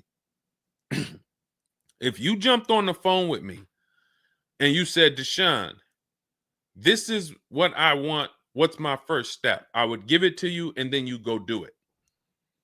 I wouldn't say to you, okay, Linda, you're going to do this. And then once you do that, go and do this. And then once you do that, go and do this and then do that. And then by the time you finish this, you'll see this on this website, and then you'll be ready to pick up your car then. How would that go for you? Carrie Ann, Gifted Hands Cash, good to see you on Facebook. Well, how would that go for you? You would be like overwhelmed, confused, messing up. That's the way it is when you get my digital book, Cars from Home, and you read it straight through. What you're seeing all the steps. The last step 7 is delivery or pickup, and I'm congratulating you. You did it. The step before that, we're going over paperwork in the finance department and extended warranties. You shouldn't be there because you should be going through step 1, checking it off. Deshone told me do this. Step 2, check it off. Step 3, and then once you get to step 7, which is delivery, check, just picked up my car. It's a checklist, not a Bible or a almanac for car research or car studies. That's not what it is. And so I want to let you know that so that you don't come in thinking you're about to learn a lot about cars. In fact, that's how it was when I first started. My first book was called 52 Car Buying Questions Smart People Don't Ask that cost them thousands. 52 car buying questions smart people don't ask that cost them thousands. That book's not for sale anymore, but if you Google it, it's highly rated. People loved it. People said, Deshone, I use this book, man. I learned so much and I got a good deal. Because I still was teaching you how to get to the multiple offers, but it was too much information. That was when I came and I started teaching and I said, I want to teach you everything I know. No, the way my book now is, Cars from Home, 7 Steps to Saving Time, Money, and Avoiding Dealerships, is to get you right from where you're at to your car. 90 minutes, 2 hours from home. Boom, boom. Little small exercises here, 10 minutes here, 5 minutes there. Boom. All right, I'm picking up my car. So that's why we have the success stories that we have, because of the fact that it's a focused step-by-step book. Okay? So you can get your copy in my TikTok bio, my Instagram bio, the YouTube comments, or the Facebook comments. It's 75% off. That's the welcome offer. It's normally $97, but you can get yours for $24 as long as you get to my bio and Instagram, TikTok, or the YouTube comments or the Facebook comments before that 2 hours expires. This is Brian, just got his first ever lease using the book. Thank you, Brian. 2025 Honda HRV, $30,000 car, $395 a month. That's a 1.2% ratio. No money down. Initial quotes from that dealer was $434, and he used the counter offer calculator and got it down to $395. So that's his best offer, not to be confused with his only offer. That's his best offer that went from $434 down to whatever he ended up paying to get it to 1.2%. So that is how you want to do it. Step by step, go grab your book. Make sure when you get your book, screenshot the thank you page, because my support team's email is on there. Sometimes you're typing fast, you misspell your email, but as soon as you actually pay the $24 and get your book, you'll see the book is on the thank you page. So you can click that link, open it, save it. Make sure you save that link, because every time I update the book, that link is your master link, and I also email you a copy. Okay, and then you'll have everything we teach step by step to get as many cars as you want. You'll see, you'll be like Sheree, you'll be like Zafrina, 2 and 3 and 4 cars. Rosalie, 4 cars. Ken, we talked about. Trey, we talked about earlier, 3 cars. These people have been with us since 2021 and 2022. So if you're new here, you got people that's already 3, 4 cars up on you using what we use, and catch up. All right, go ahead, Dolan. I saw we got a couple more from Carrie Ann. We got Linda March. Following your book to secure a lease, how do I get it? Oh, that's what we just answered. We already answered that one from IDK. I saw you grabbed it, but I answered it before you grabbed it. Carrie Ann Gifted Hands. Evening. Okay. Can a dealership... I'm sorry. I'm having trouble reading. I'm going to have tea on these broadcasts, because can a dealership take your newly purchased vehicle to a private mechanic without telling you? Actual dealership, because he refused to pay the money to get it fixed. Can a dealership take your newly purchased car? So if they're taking it to a private mechanic, then it most likely does not have a manufacturer warranty, because if it had a manufacturer warranty, for example, Kia has a 10-year manufacturer warranty, bumper-to-bumper warranty. I think it's 10-year bumper-to-bumper. But when the manufacturer puts a warranty on a car, dealerships don't really want to take it anywhere, because the manufacturer is covering the cost. They're covering the cost of the parts. They're paying the dealership for the labor. So it sounds to me like you got a pre-owned car and it was newly purchased to you, but it doesn't have a warranty. So they may have offered you some form of warranty. Maybe they put something in writing, and whenever you buy a car, you should have something in writing on the buyer's order. This is why we have a whole step in my book for paperwork and protection. That's step 6, because you need to have certain things in writing before you actually take delivery or pick up. But it sounds like they probably had an in-house warranty, like, hey, if you come back, you got 30 days or 3,000 miles, or you got 90 days, and if anything goes wrong, just come on, bring it back. And now you brought it back because you had an issue, and they're looking and saying, well, our guys can't fix the issue, or we don't want to pay our guys to fix it. We're going to pay, this guy over here, and he's going to fix it. He can do that because there's nothing in writing that says he can't do that. And she said, correct. Ask me how I know.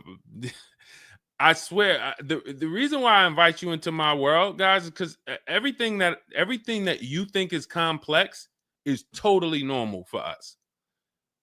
That's a crazy situation for you. I can tell you exactly what's going on because I've seen this situation for the last 20 years. So when you're coming into our world, it's like, wow, this guy really knows. I see why he can kind of keep me calm, because this stuff is calm for me. That's where I want you. It's like being with somebody and you're going into a scary situation, but they've been here 200 times. Oh, it's dark back there. No, nothing ever comes from back there. When we get up here, you're going to hear some sounds in the bush, but that's just little raccoons and they're harmless. They actually like, oh, okay. You start to get more comfortable because the other person has been here a lot.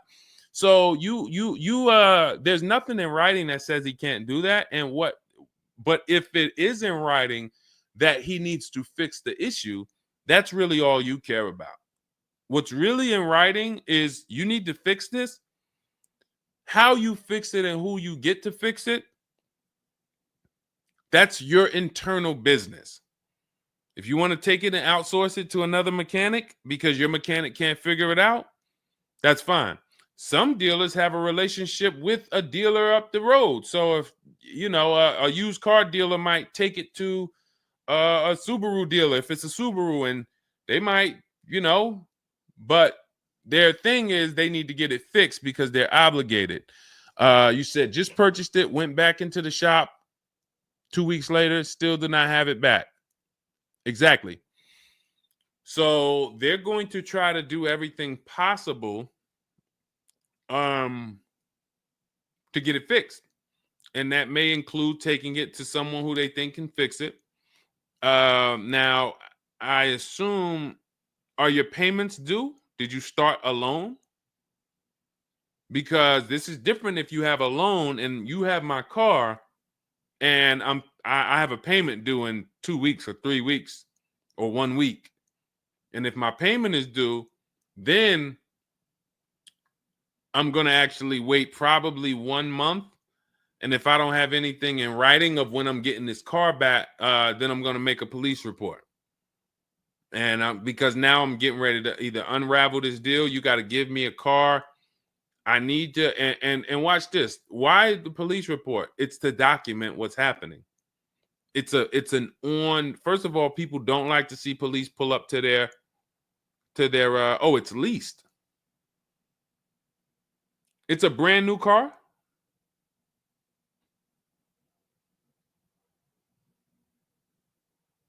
It's a brand new car. Most leases are brand new.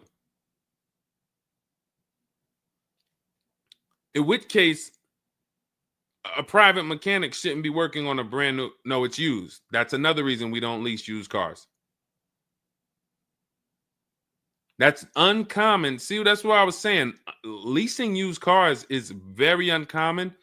No competition, warranty issues. This is why it's not a mainstream thing. And this is why it's not something that I recommend. But I don't say it's not possible. Because when people say, oh, Deshone, could you lease a used car? I'm not going to say, no, you can't. But what I'm going to say is we don't.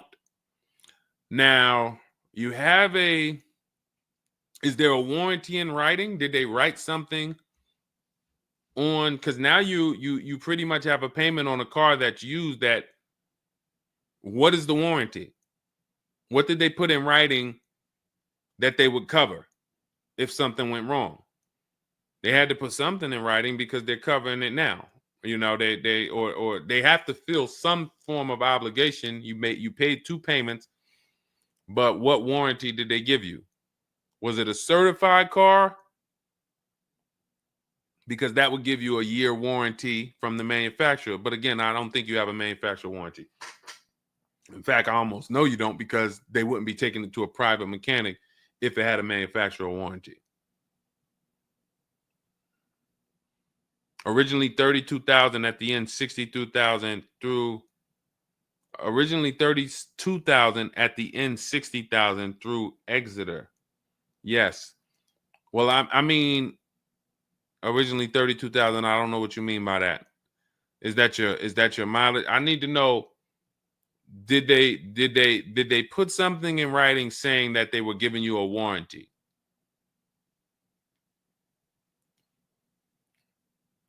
We'll try to work through this, because it's no different than if you bought a car from them. There's a bank involved, but it's a used car. It's no warranty, and they're pretty much holding on to it and trying to fix it. And if they can't fix it, we need to know, are they obligated to fix it or not?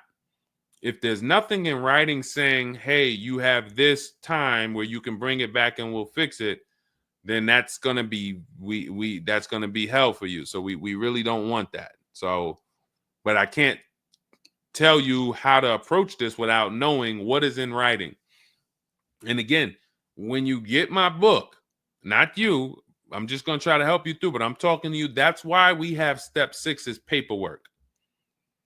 Because when you're sitting there looking at a bunch of paperwork and they're telling you to sign it, okay, sign this now. All right, this is your motor vehicle stuff. This is your okay, do you want this? What is important and what's not? What is important and what's not important? Out of all of this stuff, there may be 1-2 words on here that I need to know. I need to look at that buyer's order, and I need every used car, every single used car. I need to know what the warranty is when I drive off. Is it as is? That means when I drive off, it's on you. If the axle falls out on the highway 5 miles from here, you just signed an as-is deal. Buyer beware, it's on you. Is it 30 days, 1,000 miles? Who's going to do the work? Is it from the manufacturer? Is it from this dealership? Where can I go and use this at? You got to come back here. Do I have to go? Is this a nationwide warranty? I need to know what is covered on this paperwork so that I don't end up in a situation that we're trying to get out of right now. The warranty is through portfolio protection.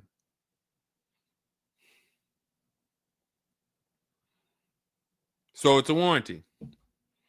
May not be a good one, but it's a warranty.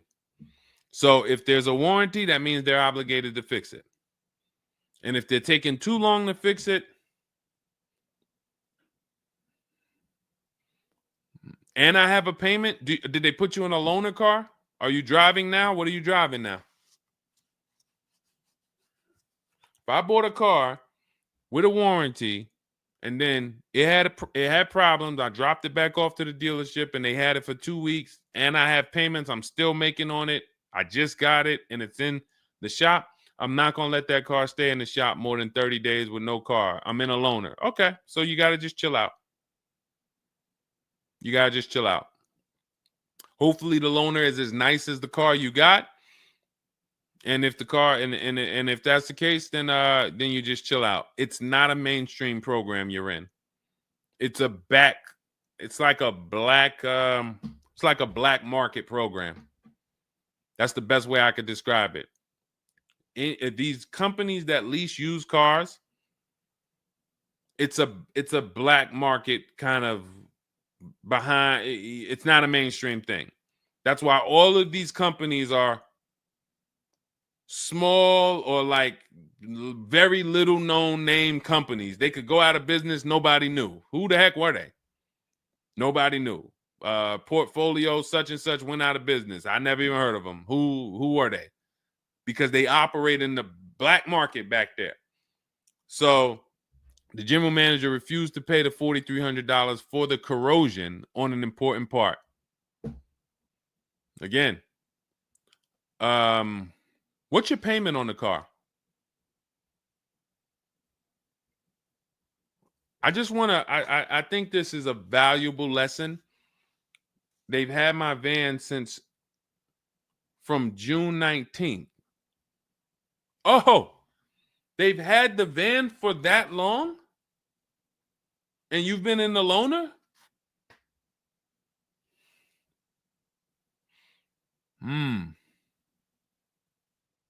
Holy crap. All right, what do I do from you? What's your payment on the car?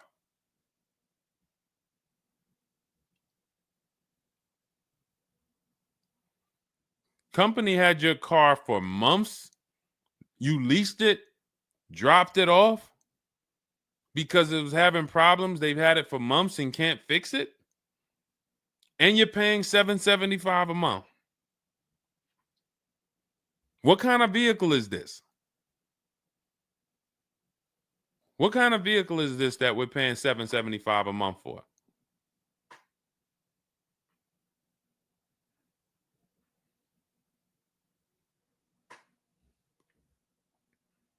I just want to give you some time to type. I mean, I like to try to give you, I like to try to give you a like, what would I do in this situation? And then you have to realize that you can never put yourself in this situation again. Pacifica, a Chrysler Pacifica. It's just getting worse and worse. $775.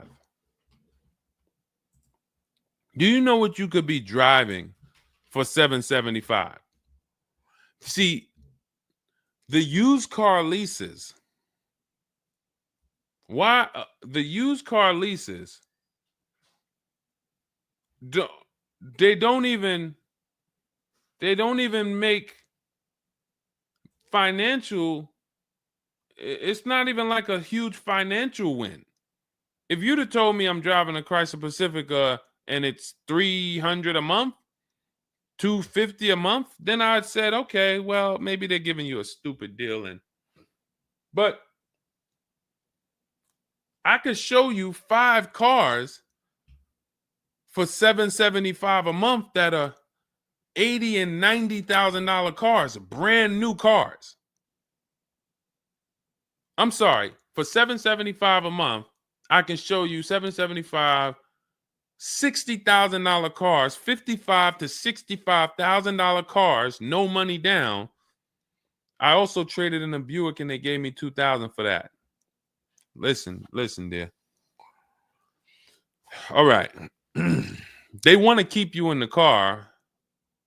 God, how can you get out of this car? Oh man. And just so you know, some situations you can't get out of.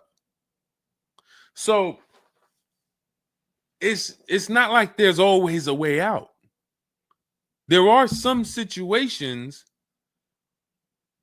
That's why the reason why I want you to have my book, 7 Steps, Cars from Home, 5-star rated, Google it. The reason why is because you're not going to, once you sign that paperwork, it's not as easy as you've been taught to just get out of it. If it's a bad deal, if it's an overpayment, you go switch your car, it doesn't mean you got out of that deal. You just got out of that car.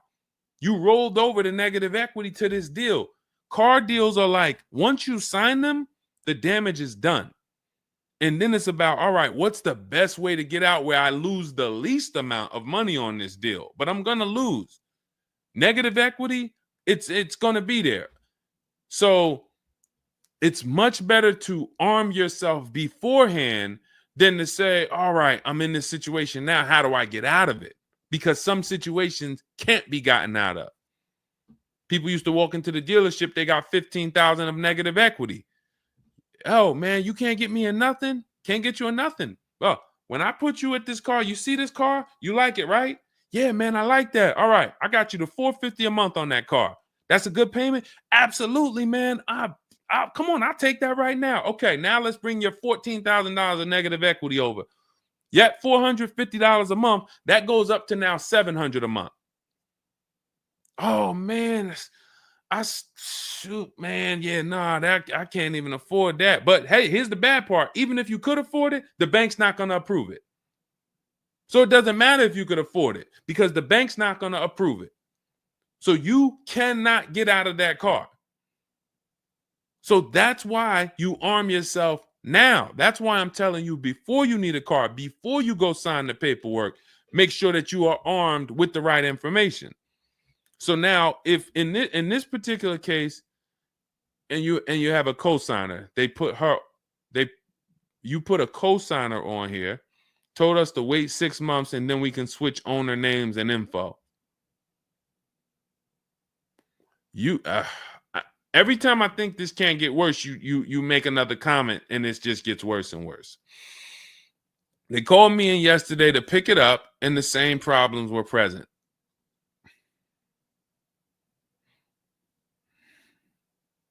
Good Lord. I'm almost stumped. Okay. All right. All right. You need to find out how many miles are on this car? How many miles are on this car?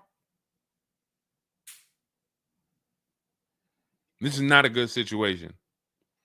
So that's why it's harder. And what I'm about to tell you, it might not even work. You may just be stuck in it. I'm trying to see if we can slice it any way possible to give you some form of solution. But if they keep giving you the car back, same issues, 60,000 miles on the car. Okay, so what I would do is you call and get the payoff. It's gonna be low. I mean, it's gonna be high. Call and get the payoff because your payment $775. I'm trying to see if you can sell your way out of it. Can you do a lemon law on a used car?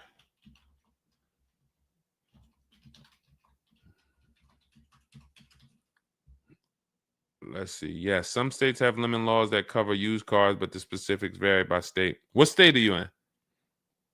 If they can't fix the same issue, but it's an aftermarket warranty.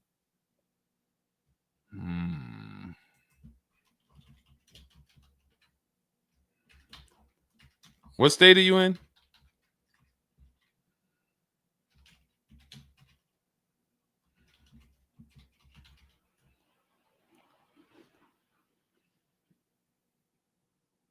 Maryland. Let me see. On a used car, Maryland. In Maryland, the lemon law primarily focuses on new cars or lease cars. Nope, that's not going to work.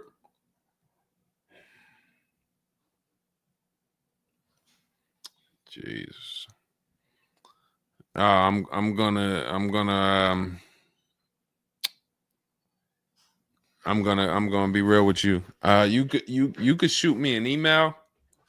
I don't know if you can get out of this. You know, a contract is binding. You signed a contract. And let me tell you this. I don't know if you can get out of this without losing. You could just stop paying the car, have a repo on your credit. A lot of people will do that. I'm going to drop this car off, take your car back, voluntary repo, credits tore up. Not a good solution. It's going to cripple you from moving forward with cars. It's going to make it hard for you to get your next car. And then when you get a car, it's going to make that deal is going to be bad. Geez, how long is the lease? So this is just for those of you who are just joining us. We have this young lady got she leased a used car. Don't do this. And again, I'd like you to email me. Maybe I'll think of something that will come up as a solution. But you know, I trust you're gonna learn from this. It sucks. It's a horrible situation, and it's evidence of how bad certain bad structures can be. Because and again, I know some of you who've joined me for a long time, you may be used to, well, Deshone has a solution for everything. Not everything. There's times where you are too buried, and the only thing that will heal the wounds is time. That's the only thing. The deal is done. You have to pay down the deal. And then in a year, 2 years, you might be able you might be able to make a move, but you have to suck it up, bite the bullet, and we might be able to lean on them to get the car fixed. 78 payments. How? You said you leased it. This is a loan then.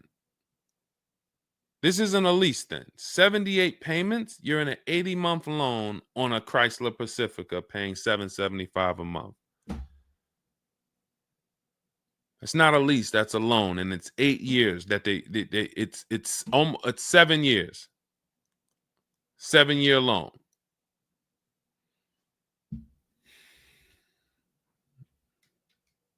I mean, this is why I do what I do. You know, like, I don't want you thinking, okay, maybe you don't sign, maybe you don't make a mistake that is this serious, but this is cars. When I'm breaking down these big numbers and I'm throwing out these big numbers, oh, this is a $4,000 mistake. Oh, if you don't do this, yep, you're looking at about $4,000 or $5,000 you're gonna leave on the table. You take a loan that's too long, yep, you're gonna overpay by probably about $4,000 or $5,000. That might sound like nothing to you, but how I'm telling you based on me being in dealerships and seeing situations where I'm like, you made a lot of mistakes. You combined all the mistakes and you made them. So I'm just Jesus. So you're in an 80-month loan, not a lease, and you have $775 a month to pay. You are. So that means that loan, just to give you an idea of how much you've paid, you've been charged for this car. It's $775 a month times 80 is $62,000. So we're paying $62,000 over 8 years, over almost 8 years, or almost 7 years. Wait, 80 months, not 84. So yeah, almost 7 years for a Chrysler Pacifica. So we can't trade out of it. We can't sell our way out of it. That car is probably worth $20,000 at best. 2021 Chrysler Pacifica, 60,000 miles on it. That car is probably worth $20,000. But they charge you're gonna end up paying $60,000 for it. Jesus.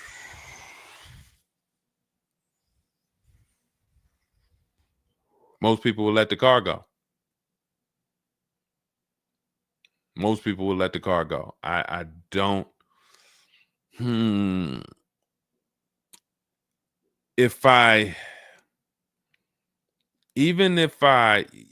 you run your negative equity, that is exactly what it's saying. 62,000.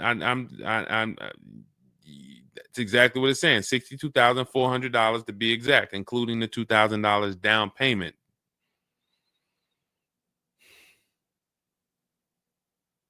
What's the name of this company that you did business with? My friend will not let that fly. That is one of the worst car transactions that I've ever seen anyone in. And your friend is on the deal with you as a co-signer. This is level 10 out of 10 bad. Rich Morton Mazda. Do you know what your credit score was roundabout when you made this deal? Rich Morton Mazda in Maryland. Everyone remember that name. Rich Morton Mazda in Maryland. Stay away from them. This is one of the worst deals I've ever seen. She is the main person they told me I could not sign the papers.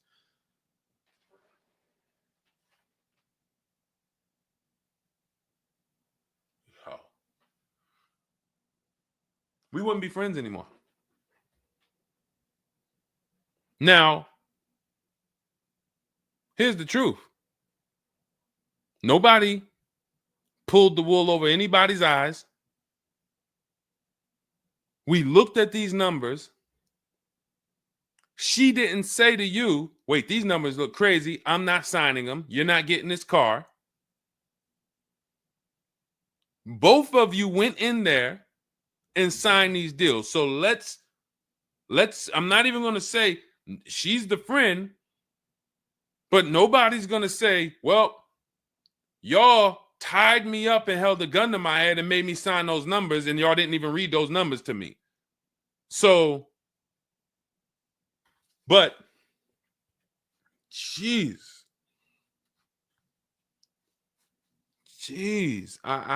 this, you're buried. You are buried in this car. The only way, and what's crazy is, even if you voluntarily let it go, you ruin your friend's credit. Because she's the one who signed for the car. Bad, everything bad.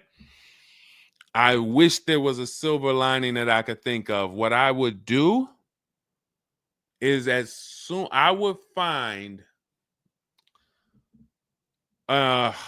you need to find out how upside down you are.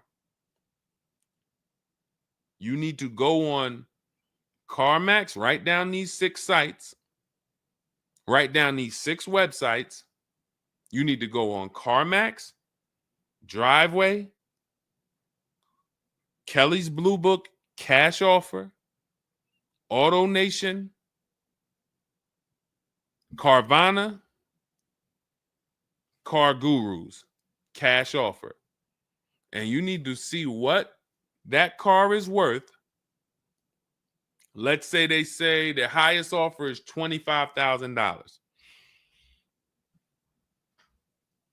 $25,000. The total of your payments is not what you owe. That's what you would have paid after 7 years. You need to call the bank and you need to get the payoff. That is what you do tomorrow morning. You go on those websites tonight or today. You find out what this Chrysler Pacifica is worth. And then you call the bank tomorrow or the next or whenever, and you get the payoff. And you need to know what that gap is. If that gap is $25,000, then I am trying to get out of that car, and it might not be this year. It might not be this year, but I need to right now. I would go into an electric car lease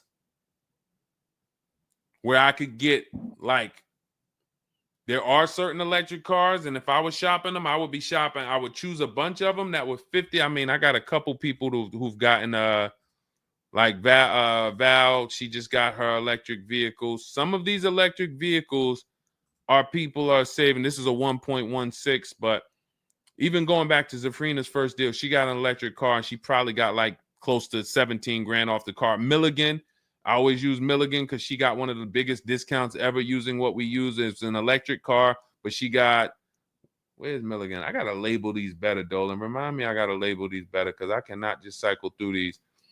Sean got 20 grand off.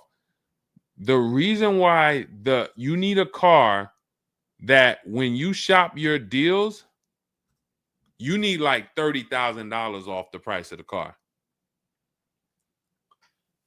And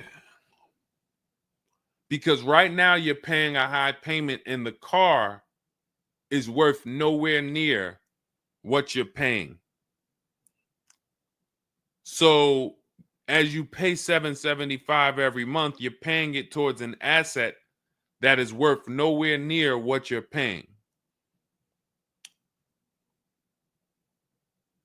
You also need to find out if you have gap insurance. So I'm going to give you those 2 homework assignments. And then the next time we're live, you jump on the show and you tell us what you did. Those 2 homework. Find out if you have gap insurance. And then you need to get your payoff and go on those websites and get the cash offers and find out what the gap is. Because if the gap is $25,000, then what I'm doing is I'm shopping. If you listen, you get, if before I tell you to get the book so that you can shop a bunch of different electric cars from home, you need to get $25,000 off the price of some electric car. While they still got the rebate, while they still got the incentives, those incentives are going to go away. When do the electric car incentives go away? Let's see. Hold on.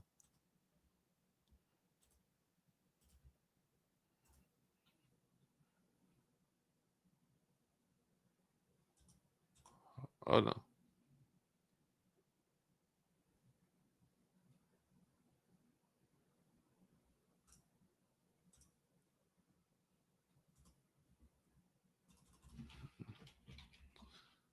When do EV incentives?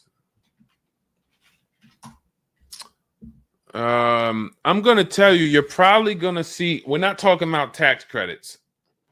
You're probably going to see huge electric vehicle incentives for the extended future because they're still building them and not many people want them right now.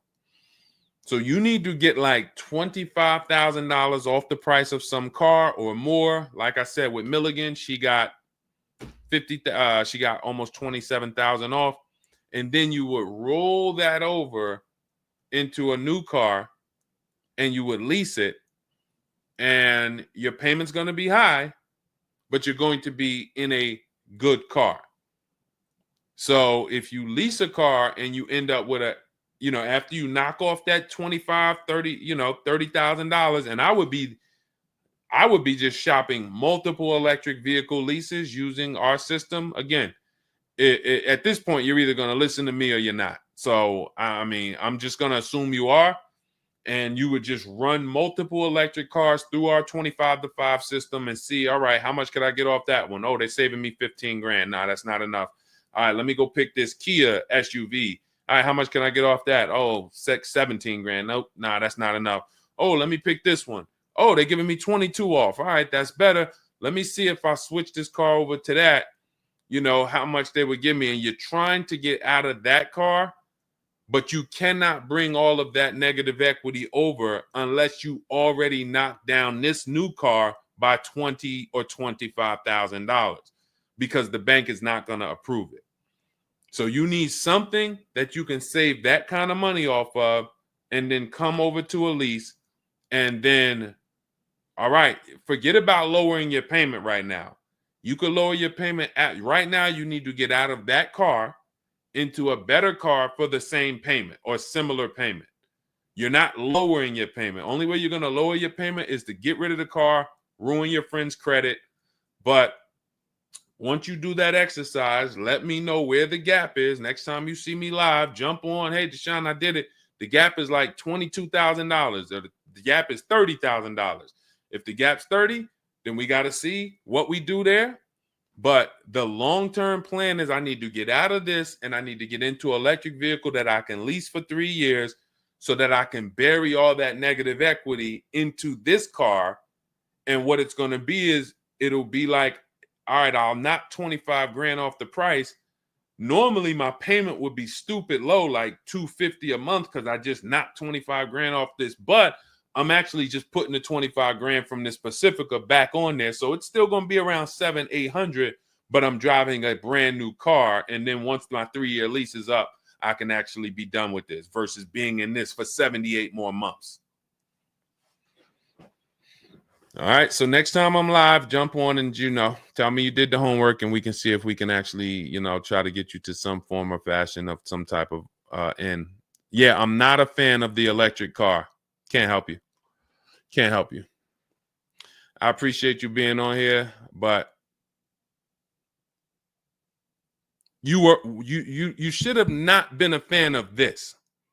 How are we in a 2020? This is the part where we have to realize you have your friend tied to this car. And I'm telling you what you may be able to do to get her out of this situation and get out of this Chrysler Pacifica. That is a car that is worth $20,000 that you have a loan on of $55,000+. And you're like, I don't like this electric car. I'm not a fan of it. I'm telling you, there's tons of them out there. We should not even have our friend on this deal. So be a quality friend. Don't be like the people who will come into the dealership, put their friend on the credit, on the credit. Hey, can you sign for me? I had one girl that would come in and she had her mom on one car, burned her mom, and they had somebody else from the church coming in here to sign for her to get another car because she burned her mother's credit. Didn't care about nobody. Do not be that person. You have someone tied. Your friend was nice enough to be on this horrible, terrible deal with you. Now you need to do something to show her you are trying to get her out of this deal, regardless of how you feel about the car, because you should be feeling terrible about the Chrysler Pacifica that you're in that we have an 80-month loan on. She is the one who put us in this situation and we are trying to go the best route. So how are you in the deal? Does the lease go from the day you got it to the anniversary day? It goes usually 3 years. How are you in the deal? When you're saying your friend is the one that put you in the situation,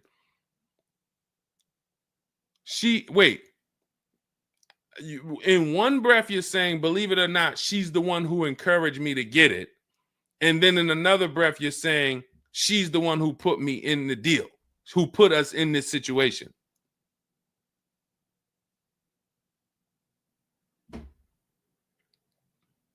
I don't care who put you in the situation. It's a horrible situation. So if you want, that is the only solution, and it may not even work. So let me just be clear. Lots of people on the show, they seem to be very interested in your story. This is a very interesting story. There's not many times I had to jump on this show and hear something where I'm like, you're probably not going to end up with another car. You're probably going to be stuck in that car for at least 3 years, paying down the balance because you owe too much on it.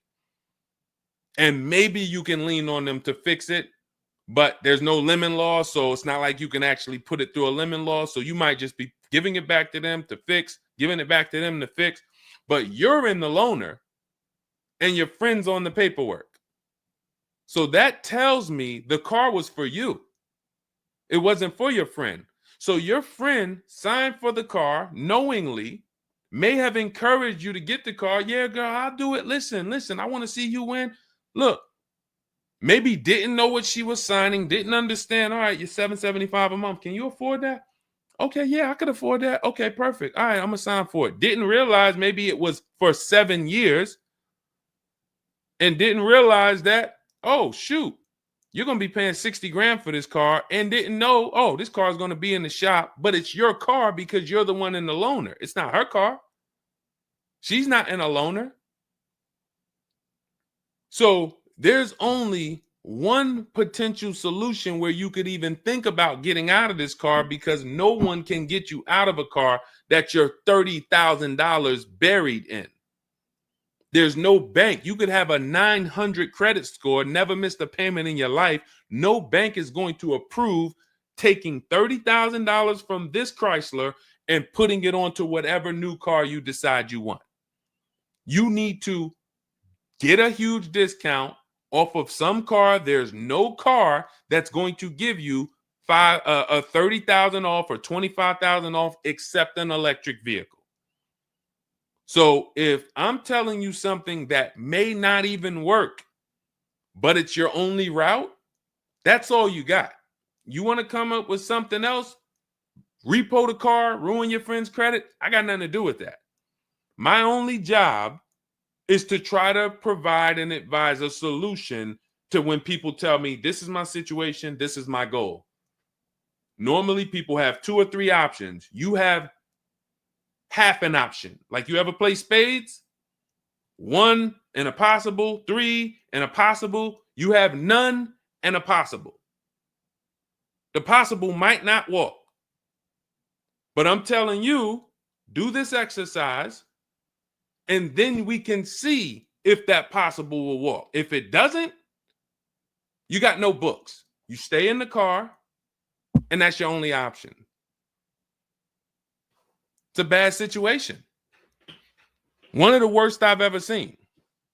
And I'm not saying that to beat you up. I'm saying that so you realize the severity of the transaction. So if I have to bite this bullet and I got to pay this car for the next 2 years, 3 years, it's because I'm in a bad situation. And then when I pay down this car, maybe I can make a different move in 2 years. And then I'll be much wiser before I make my moves, so that I never end up in this situation again. Okay? So for everybody who joined, this was great. Again, my goal is to keep you from ever making mistakes. Every mistake you make on a car transaction costs you thousands of dollars. There is no the least expensive mistake you could make is getting gap insurance when you didn't need it. Getting gap insurance when you didn't need it, you just paid probably $400 or $500. You didn't need it. All right, you lost $400 or $500. That's the least expensive mistake you can make on a car. Everything else is thousands of dollars, $2,000 mistakes, $5,000 mistakes, and more. So you can avoid every mistake by having a step-by-step checklist. If it's in Deshone's book, I do it.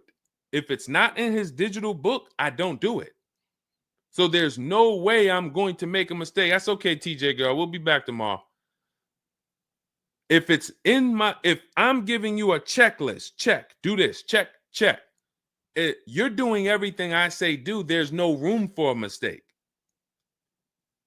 You're not following an almanac. You're following a checklist. That's why my book is called Cars from Home, 7 Steps to Saving Time, Money, and Avoiding Dealerships. Step 1 through 7, check them off. You do car transactions mistake-free. You don't miss any money with your financing. You don't buy bad cars. You don't do anything that you're like, oh, was this good? No, it's a checklist. So normally it's $97. It's a digital book. So you can have it in your inbox in about 5 minutes, and you'll get it for 75% off as part of our welcome offer in my TikTok bio, Instagram bio, Facebook comments, or the YouTube comments. There's a link there. Just get there before that 2-hour countdown expires. Once it expires, it goes back up to $97, which is still worth every penny. You spend $700 on a home inspection. Why do you spend $700 on a home inspection when you might not even buy the home? Inspector might come back and say to you, you know what? Hey, listen, I got the report for you. Just so you know, that roof needs replacing. Those boards, the electrical system in the back, there's a lot of stuff that's not up to code. And then in the basement, you got some water coming in through the foundation there. Listen, house needs a lot of work. Here you go, $700. You and your family might not buy that house. Do you say to yourself, man, I wasted that $700, man, we could have kept our $700? No. You say to yourself, man, I'm glad we got that home inspection, man. We would have been in trouble. So this is how we approach cars. This is how people who I show you throughout the stream approach cars when they're working with cars from home. They're like, I want to make sure that if I can spend $24 and get Deshone's book, and that is my form of a home inspection, that's me guaranteeing I don't make a bad move, then I'm going to go spend that. And if I miss the $24 price and it's $97, then I'm going to go spend that to make sure I don't go out here and make a $5,000 bad decision. That's what we hold ourselves to. Thank you, Stephen Nash. Good to see you. So go grab your copy before the countdown expires. Get it for $24 instead of $97. It's in my TikTok bio, Instagram bio, YouTube comments, or the Facebook comments. And then use that step-by-step. New cars. Everything is in there for you to shop empowered, mistake-free, for you to be the prize. You deserve to be the prize. There is nothing else that you would spend $10,000 or $50,000 on, or some of you are going to get a $100,000 car. There's nothing else that you would go in spending that money on, and you wouldn't feel like you're the prize. You wouldn't go into the mall to spend $40,000 and say, y'all better get the velvet ropes. If you went into the mall to make a $40,000 decision, you'd be, hey, close this store down. I'm about to spend $40,000. You'd be bringing champagne out. All right, close the velvet ropes. Where's the velvet ropes? Everybody stay outside. This person's about to spend $40,000. But a $40,000 car, you go in and you'll take the mistreatment. You'll leave buyer's remorse. Not anymore. When you make the decision to get your book, follow these steps, you are mistake-free. You'll save all the money. And then when you drive off in your car, you feel like you're the prize. This dealer won my business. That credit union, that bank won my loan. This deal, buyer, Carvana, CarMax, Driveway, they got to buy my old car because they put the best bid up. Everybody won a bid. And that's how I know I won, because everybody competed for my business. I didn't beg none of you for anything. That's how we do. So go get your book. And if you want to get started and you're like, Deshone, you know what? Is there anything I can get started for free? Because I'm just getting to know you. I don't really know you yet. Now I want to see, then go grab my free cheat sheets. Dolan will put a link in the comments for you guys. It's Deshone's cheat sheets. It's also in my TikTok bio, my Instagram bio. And you can see what we give to people who want free advice to get you started. But if you're like, no, give me the blueprint. Give me the bang, bang, step-by-step, start to finish. That's my digital book. Go get it. And carry in gifted hands. Please check back in with us. Let me know when you do that exercise how big that gap is between what the Pacifica is worth and what the cash offers will buy, what will pay for it. And then hopefully you can get to some solution. So I appreciate you sharing the story. I appreciate you being forthcoming, and certainly we'll wait to hear from you. Thank you everybody for joining us. We've been on here for almost 2.5 hours. It was a longer show, but I hope you all got a lot out of it. We talked a lot about all different things. Yeah, that's Denzel on the bookshelf. Absolutely. I got a lot of people on the bookshelf. I got Lucille Ball on the bookshelf. I got Miss Harriet Tubman on the bookshelf. Mr. Marcus Garvey. Who knows who that is?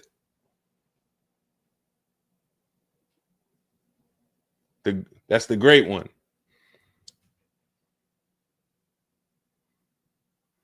Y'all know what it is. I only have the greats around me. Alexis Chu, you don't know who that was? Who could tell Alexis who that last person was? Man, you better get up on the honeymooners. Yep, that was, yes, TJ girl. Yep, Jackie Gleason.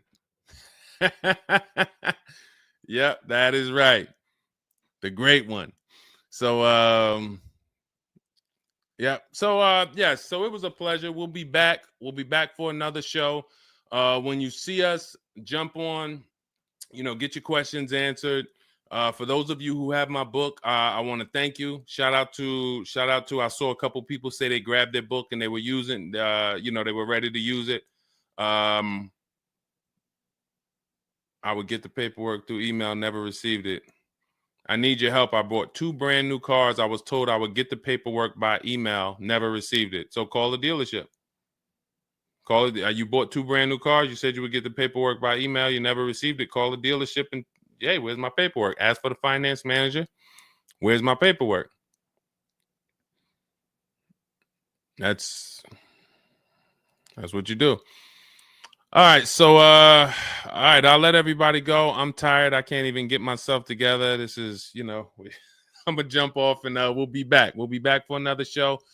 Make sure you get your book in my TikTok bio, Instagram bio, the comments, or the Facebook comments or the YouTube comments. And I'll see y'all on another show. All right. God bless you.